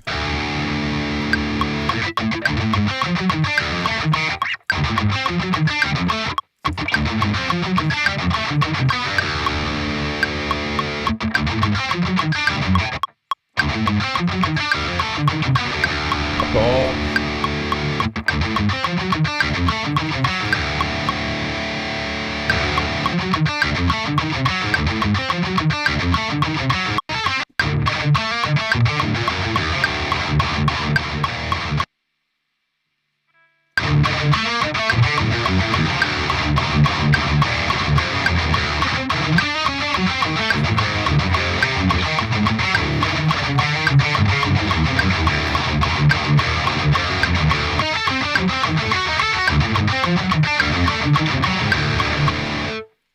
Do I go for a double track? Probably shouldn't. I'll try it. But I also want to get those other riffs down as well.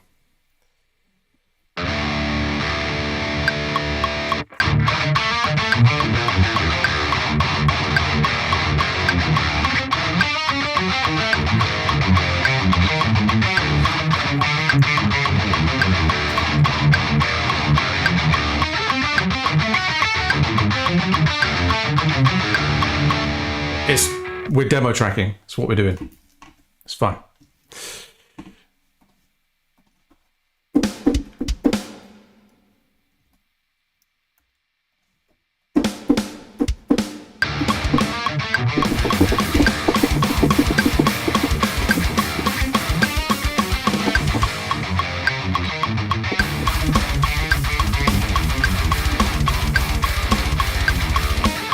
That sounds kind of cool. Not sure about the drum kit though.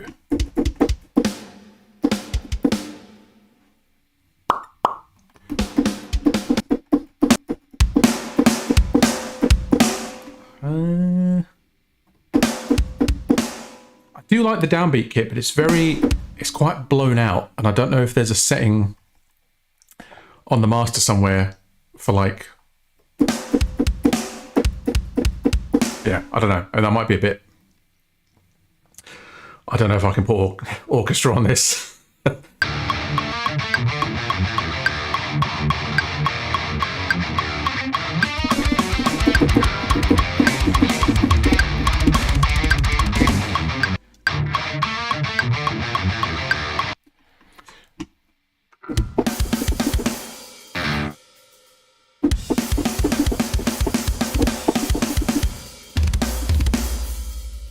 Oh, I'm not sure about this kit either. Tell you what, I'm going to go for... Oh, I don't know. I've got a lot to choose from. Architects, I don't think is the right sound. Not at all.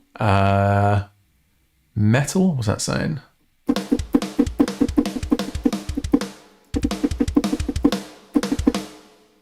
Yeah, that might be something in there actually. Modern, let's see, Modern Massive 2, which is here. I think there's a kit called Anger or something that it's quite compressed, but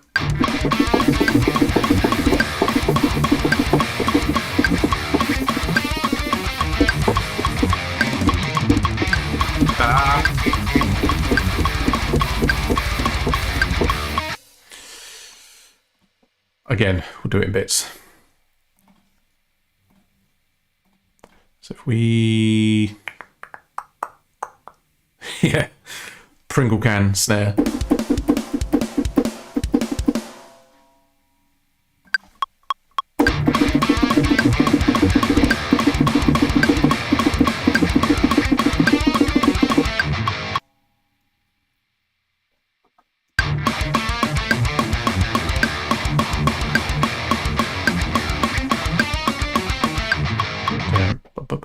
Bum.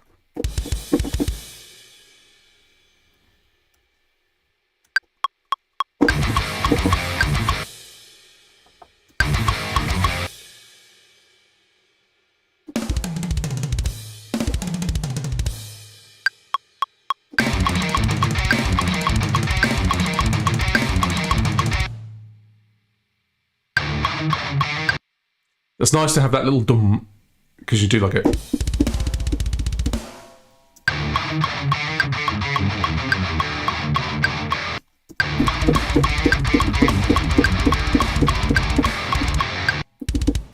I think just keep them going the whole way.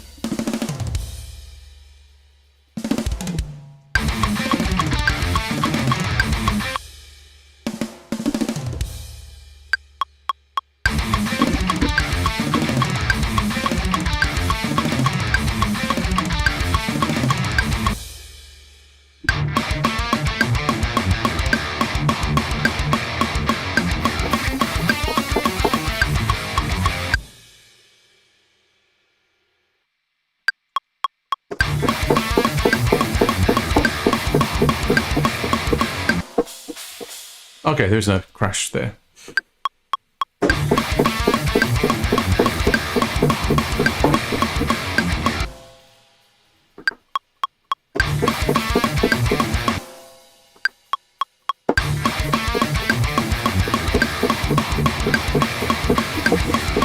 No, that wouldn't make sense, because you'd have to do like did. Ah.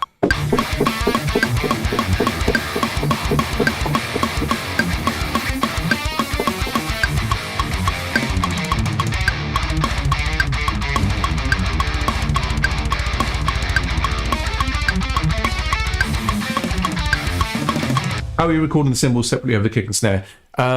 In live, you need to make sure that this button is enabled, and that lets you record on top of existing MIDI clips.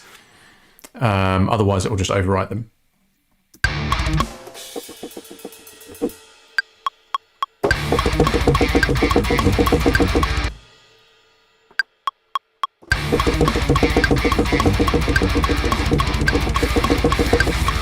Ah!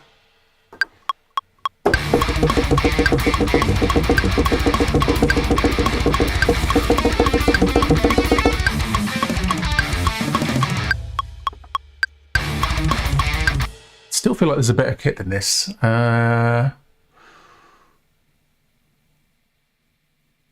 whatever. I'm not gonna. I literally just want to get the riff down, and I also need to go to bed soon because I'm starting to get tired.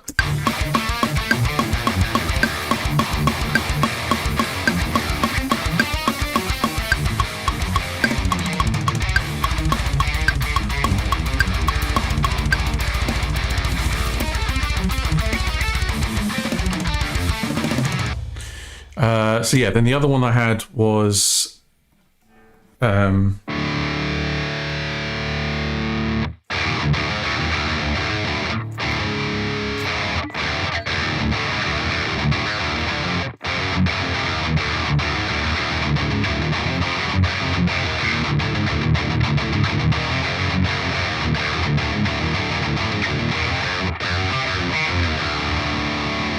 there was these other bits that I kept picking out as well, like...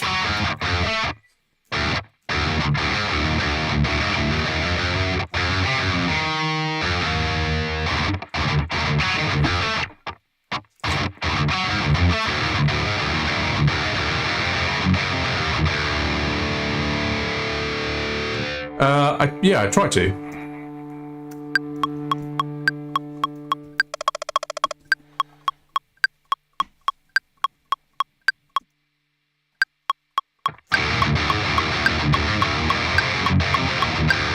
Not nailing that,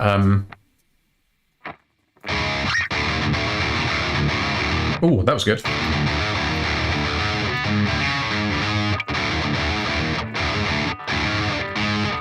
How was I doing that?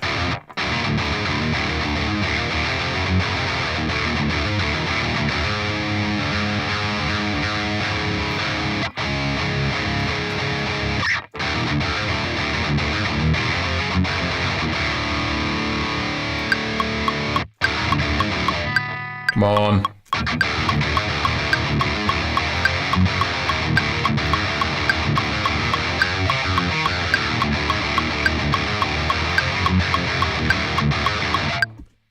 I don't know, sometimes I nail it just right. Getting that inverted one.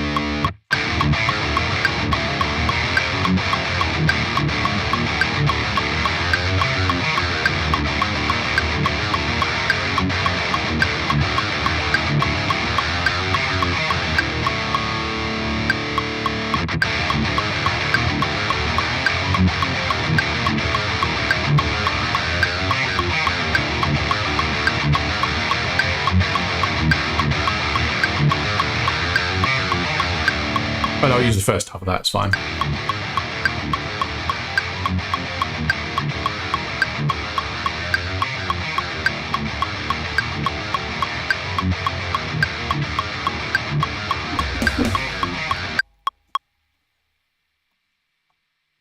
I don't know what to do with this bit, because it's like, I could do a,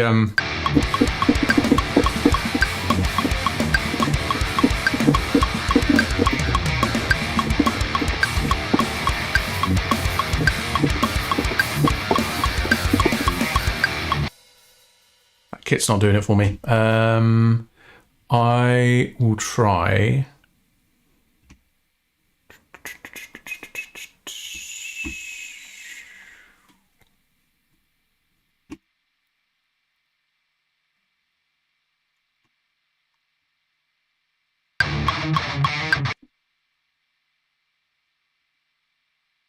What am I doing?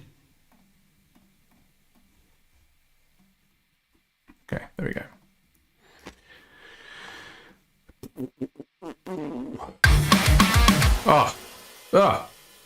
There we go. No worries, Robin. Have a good one. Thanks for hanging, man.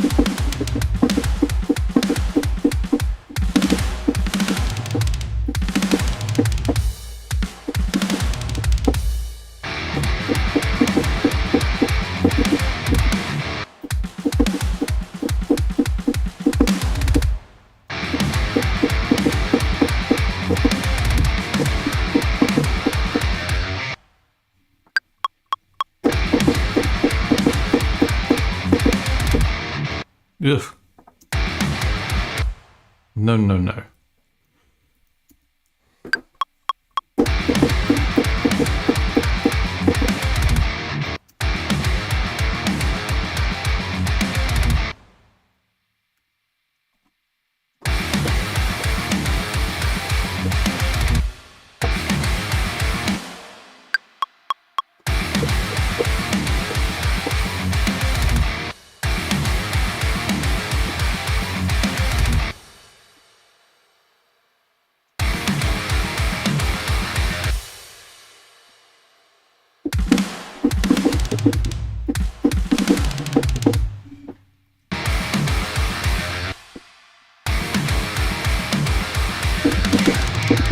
That sounds shit.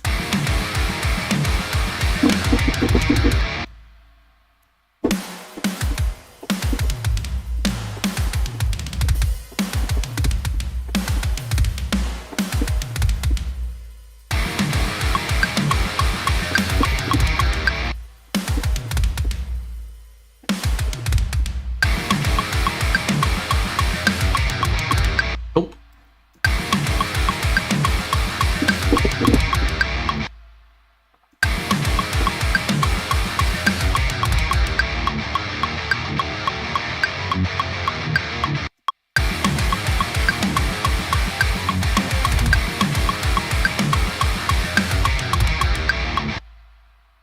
Sounds like somebody falling down the stairs.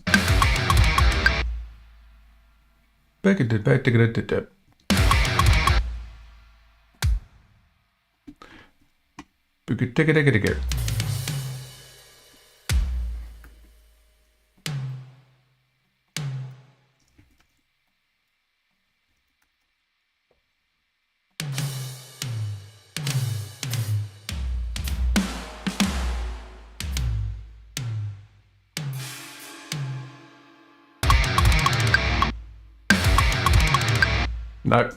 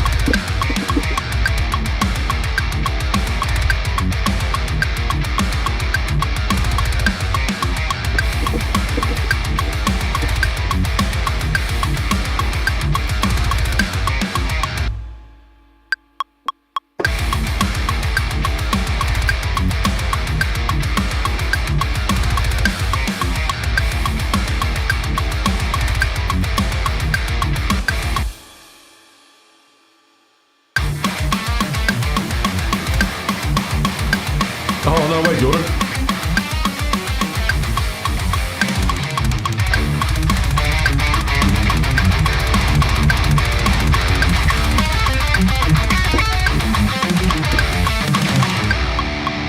So I don't know how...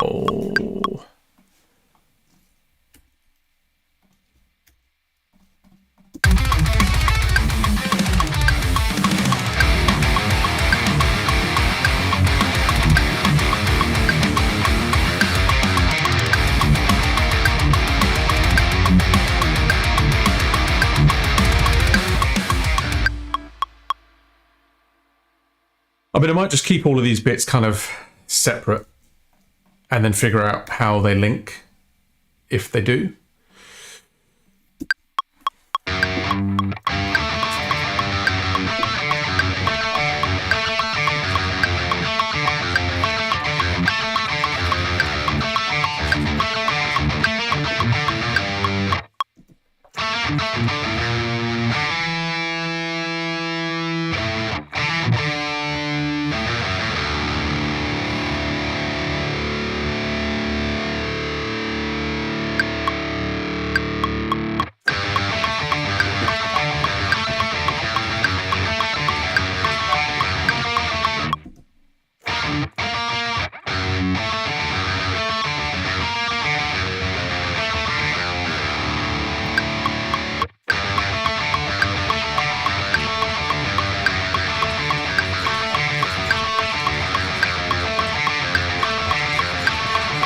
I'm not even recording. What are you doing?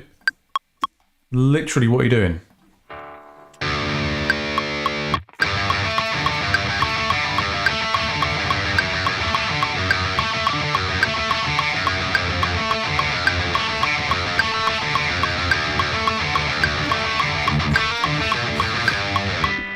Again, we're rough guitaring.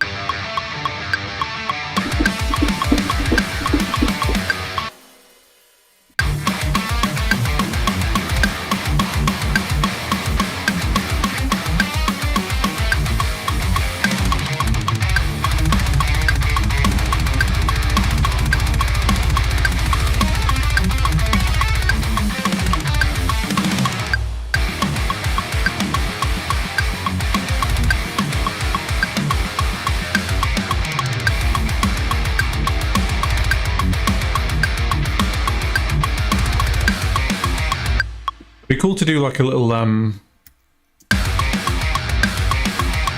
then into like another riff. Because I think these two bits are I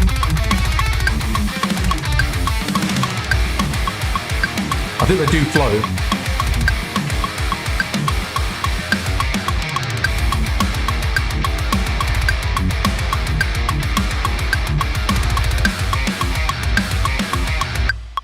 And then maybe have like a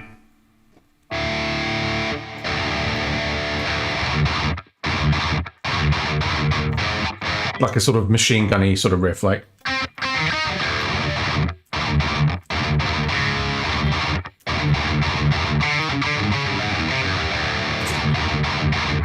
Ooh.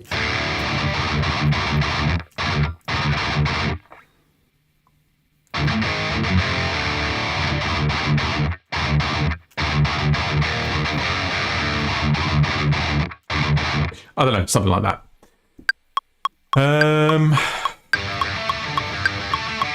What do we think of doing?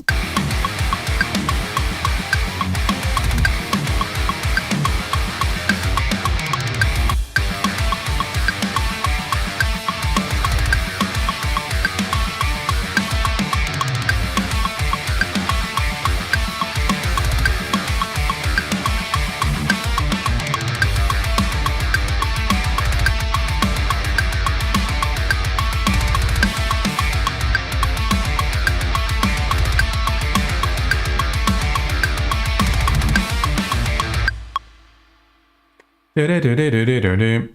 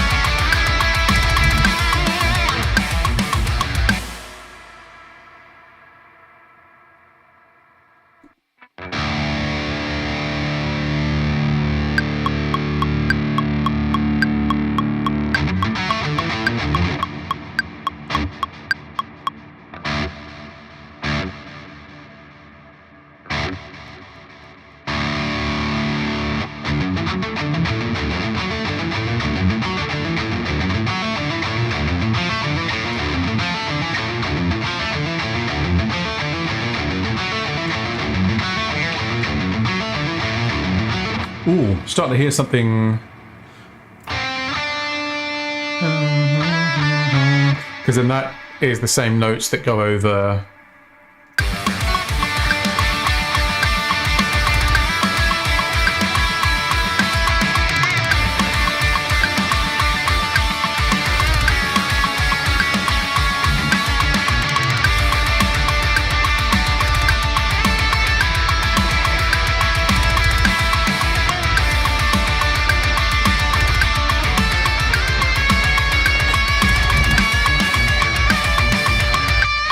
And then that leads into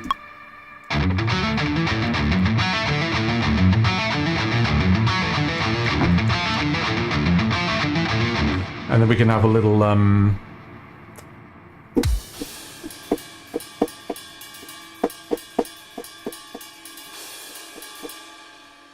okay, getting somewhere.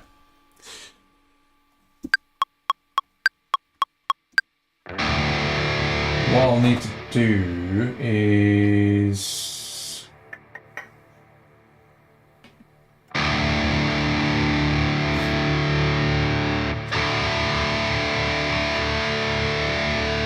what are you doing?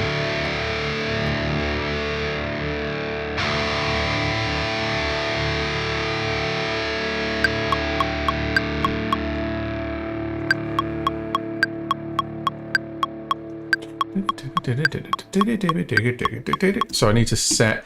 This is a thing that I've actually started doing. As part of my template, I have a metronome that I can either set to run 16ths or 8ths. So because this is a odd timing, I can just turn my main metronome off and enable this guy.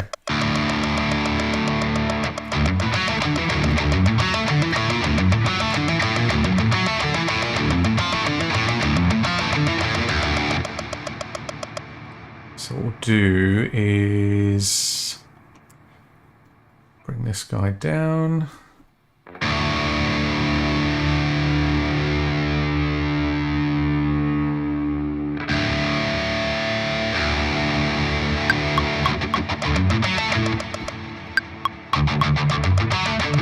Oh, come on.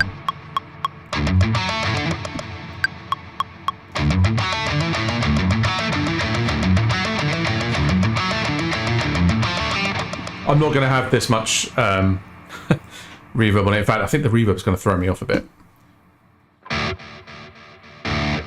The delay I want, but not the reverb.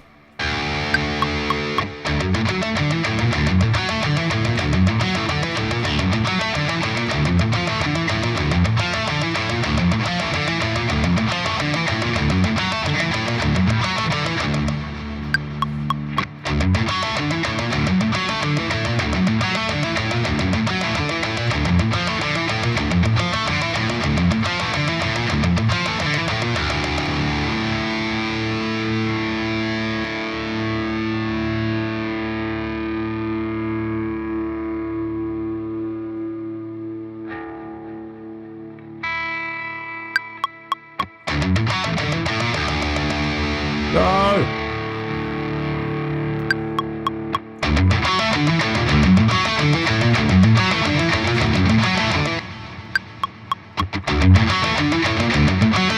Come on.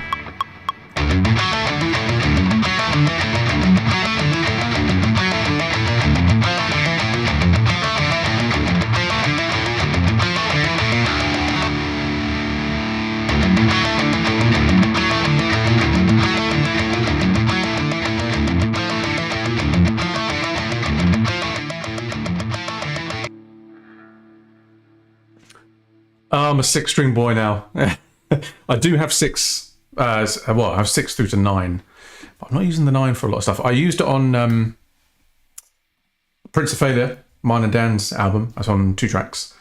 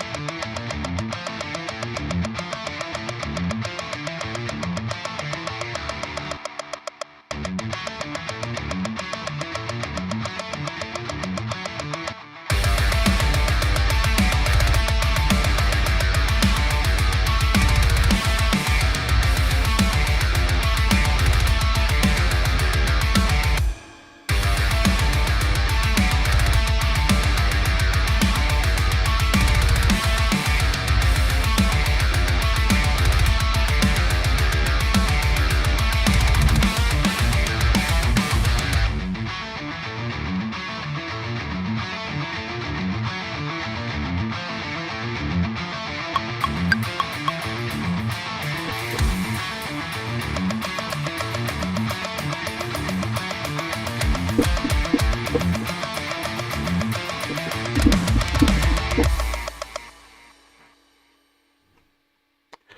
think this is turning into something. Maybe.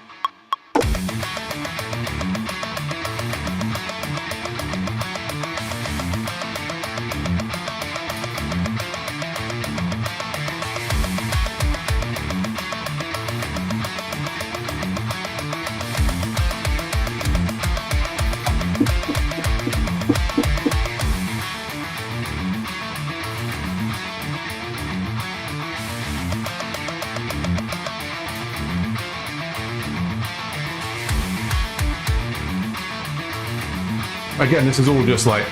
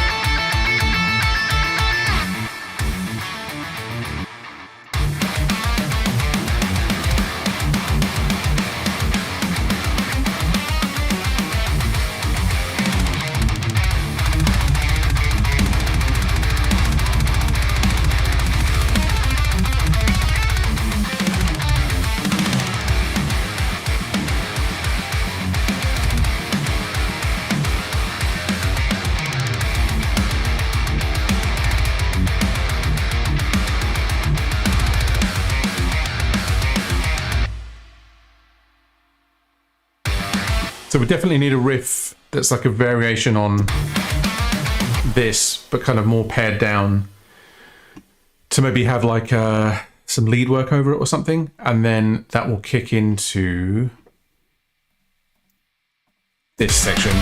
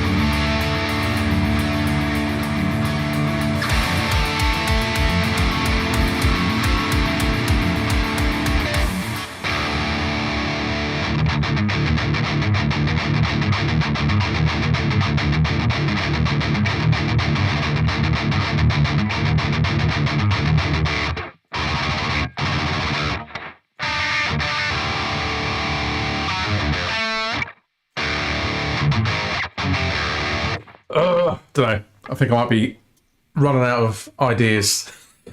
There's something there though. I think these bits they do all kind of fit together.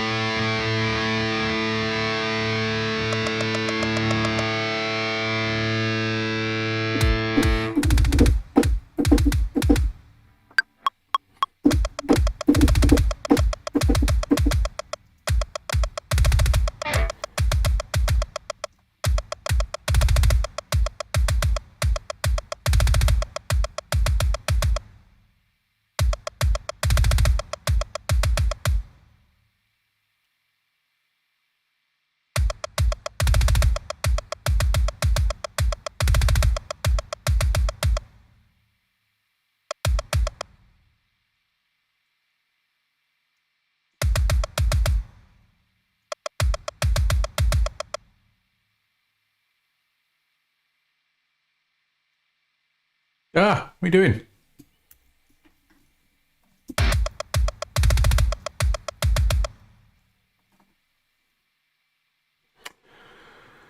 Oh, where is it? Select track content. There we go.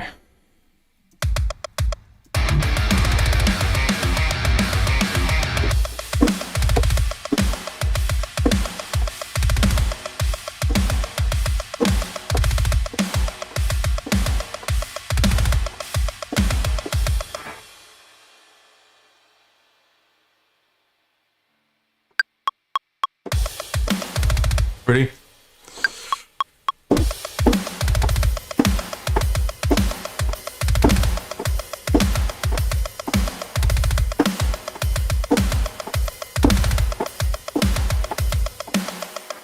So we need da, da, da, da, da, da.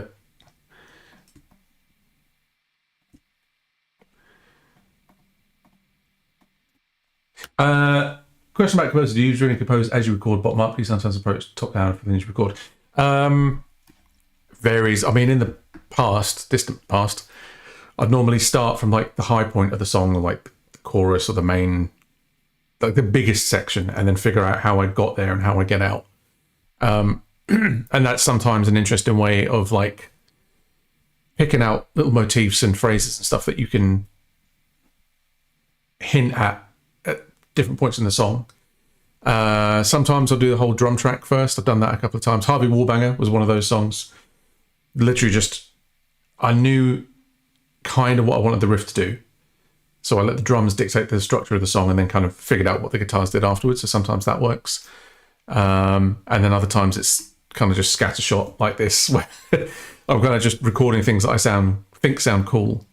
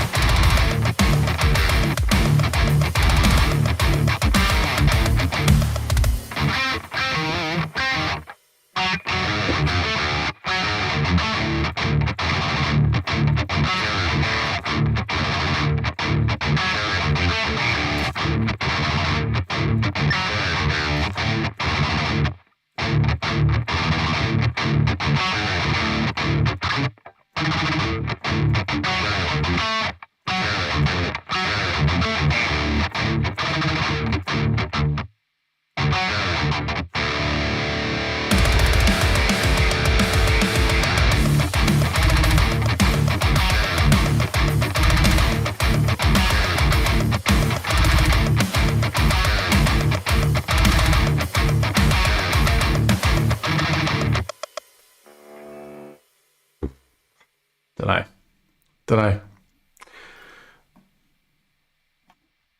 It's something. I'm going to try it with first fret.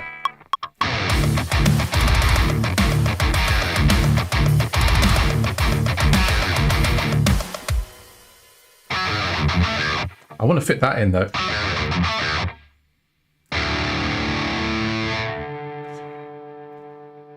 Tell you what, so this is kind of why I don't, for anyone that was in earlier, I have multiple MIDI tracks routed to the same drum VST. And the reason I do that is so that I can keep my 4/4 pops and then try different things out on top without having to sort of mess around too much with the MIDI. I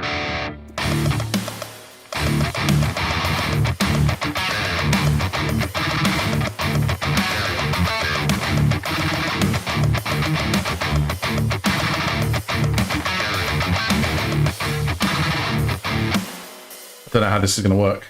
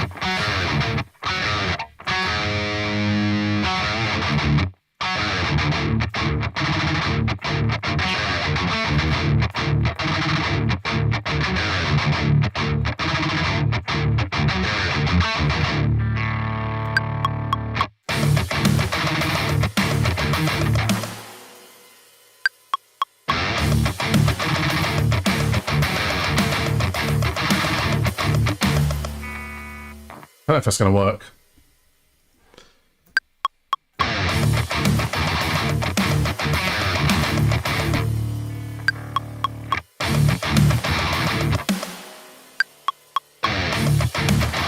Fuck off.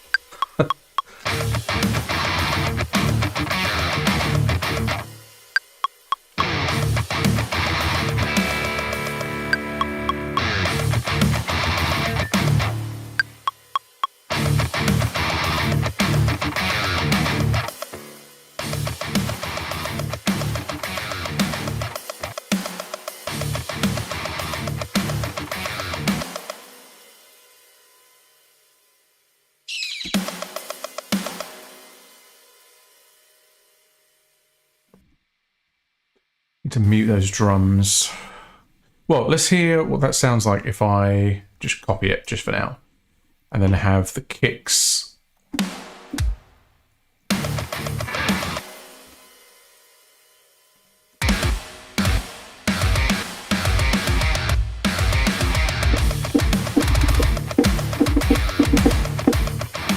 I think I like that.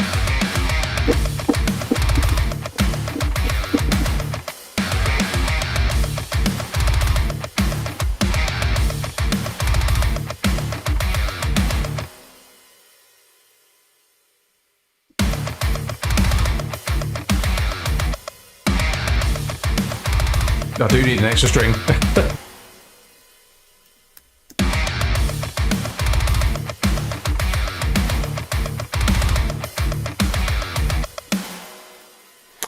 Something like that sounds kind of cool. See how that comes out of this.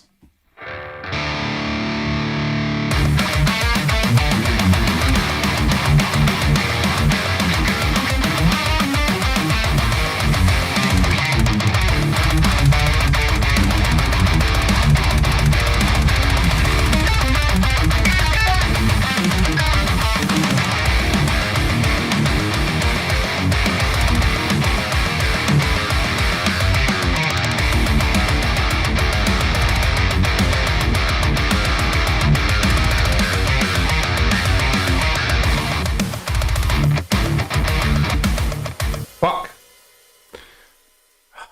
I mean, maybe this is a cool riff for somewhere, but not here.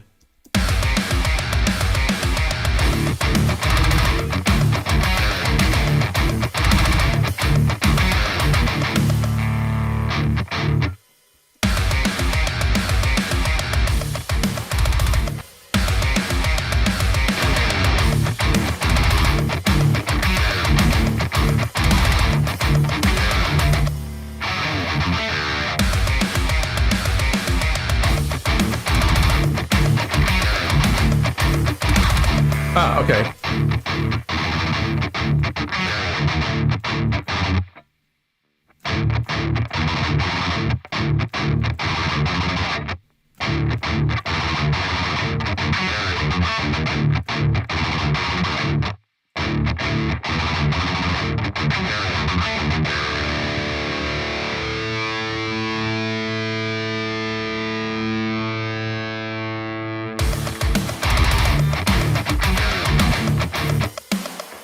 Need to get rid of that.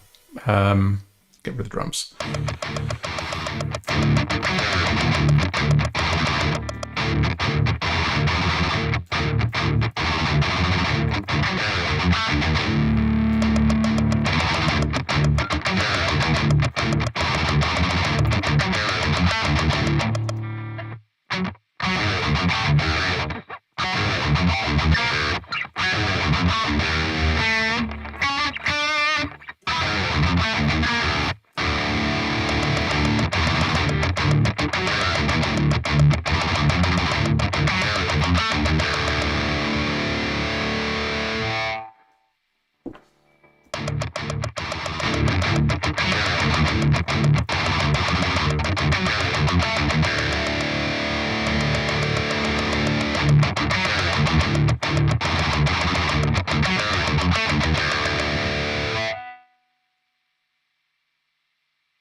By the way, I have no idea what I'm doing. I don't normally just like freestyle it.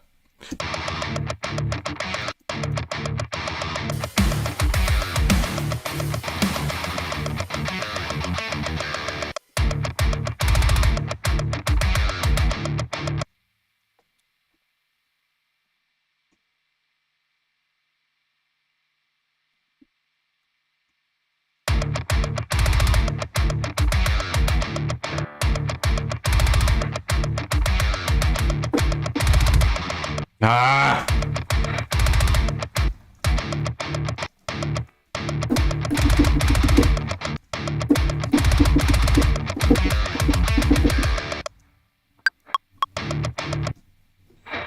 Ready?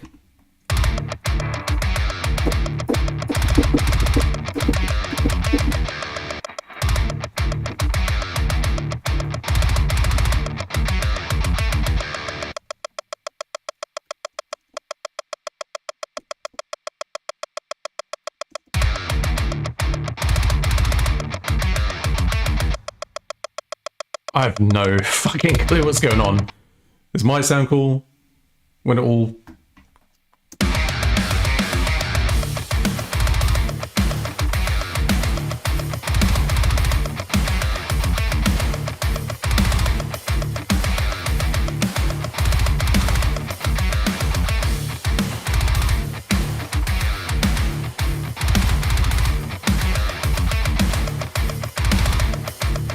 I mean, I could develop that further, so because at the minute it's only got those two.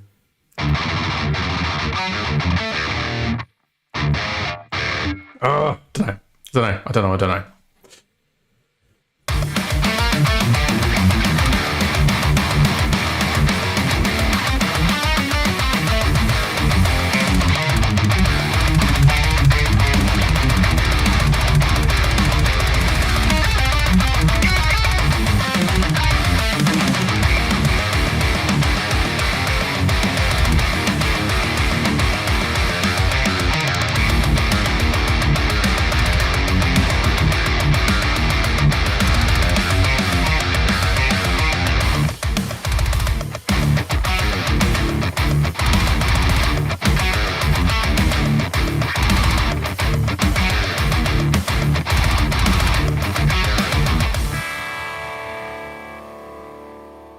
I don't know if this riff belongs here, but belongs somewhere, maybe? Oh, dude, come on.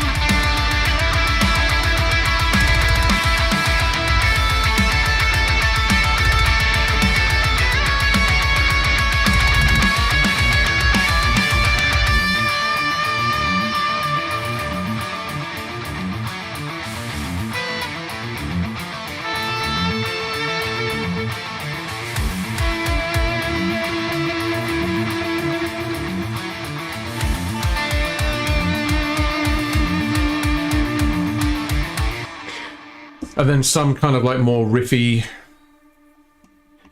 variation. I mean, I could just keep that section going and like build it up in layers with a sort of, let's see, really do need to go to bed, like soon.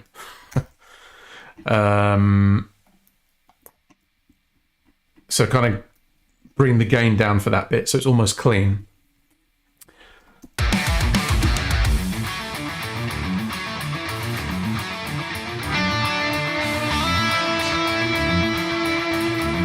Those rides are a bit fast.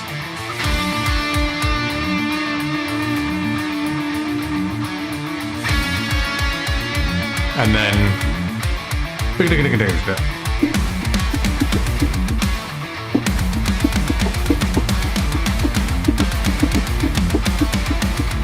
trying to keep the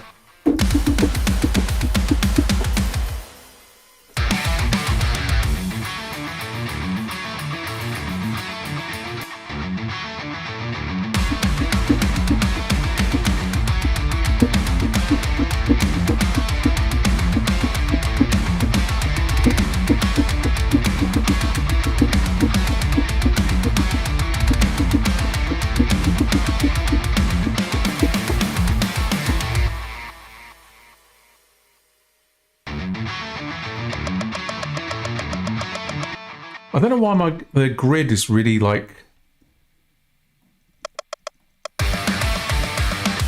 unaligned. Maybe I need to set the time signature or something.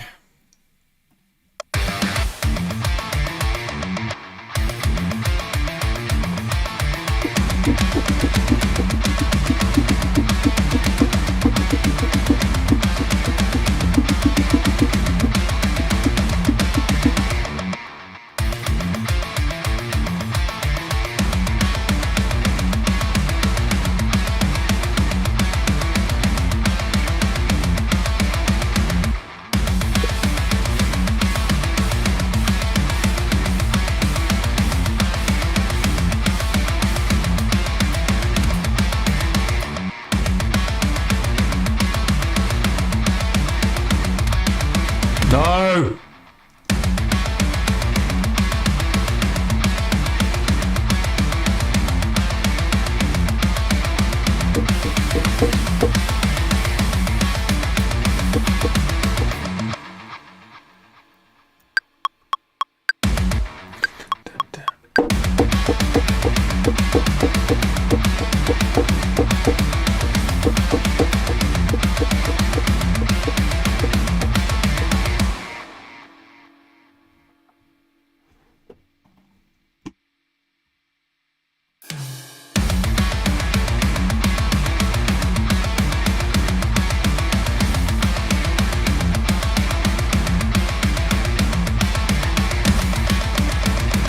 Why?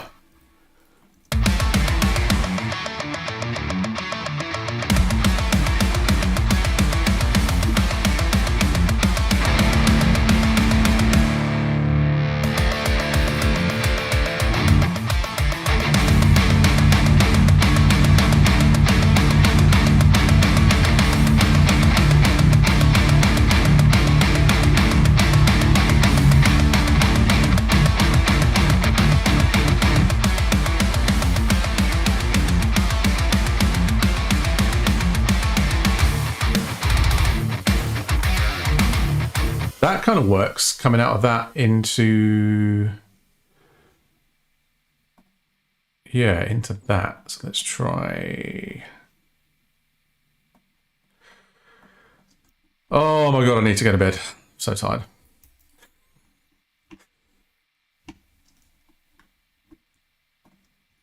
I also need to work out the time signatures on this because it's like, it's making arranging the track a little bit difficult.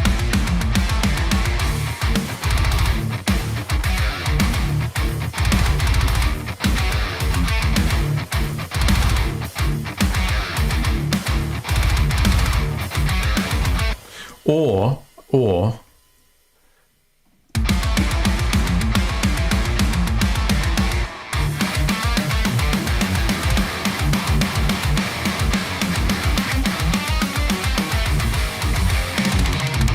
some variation on that, because it's at this point in the song it will have only happened once.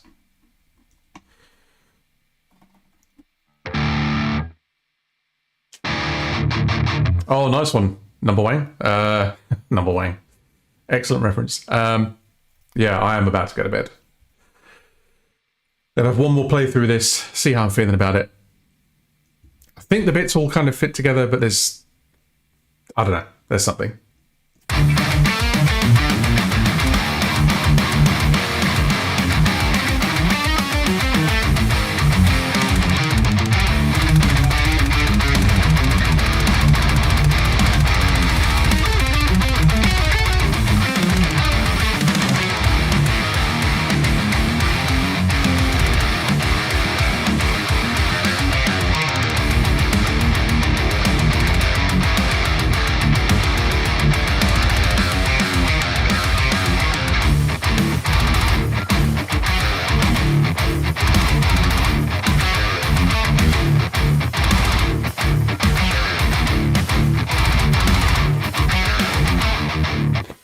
Something like that.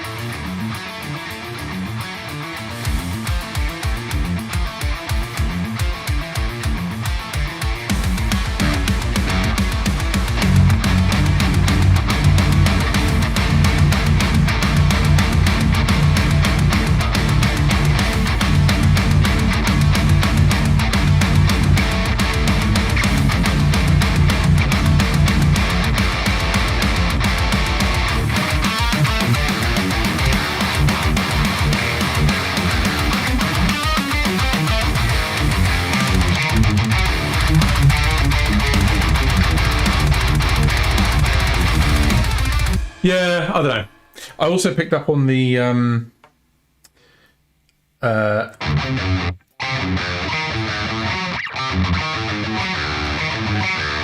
that could be cool. Playing on that.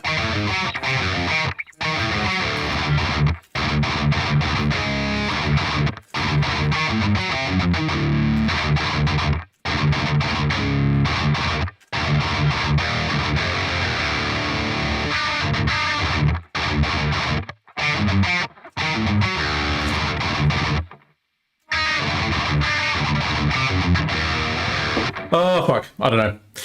It's something. It's something. I've been playing about with it like over the last few days, just kind of riffing it and stuff, and I do like it. But I need to find a way to get some more like melody in there. It's got big sections. But tonight's not the night for that. I need to get ready for bed. And then I'm up tomorrow at like just before 8. It's fine. Everything's fine. But yeah, no, I enjoyed tonight. That's good. Made a good start on the synthwavy sort of track. Definitely need to do a lot of work on the synth bass. Well, on everything really, but the synth bass especially was making me quite sad. And then this thing, I mean, it's a little bit Zenith Passage worship. So maybe I need to change up some of the phrasing of the notes a bit so it's not quite so much like that, but I don't know. We'll see. But yeah, for now, I am going to go to sleep. So thank you for everyone that's hung out with me tonight. Bit of a random session, to be honest. I've kind of just gone where it's taken me. But as I say, I might hop on again tomorrow. If not, probably like midweek or something. Probably continue working on this thing, whatever this is. I have no idea. But yeah, thanks so much for hanging out, everyone. And I will catch you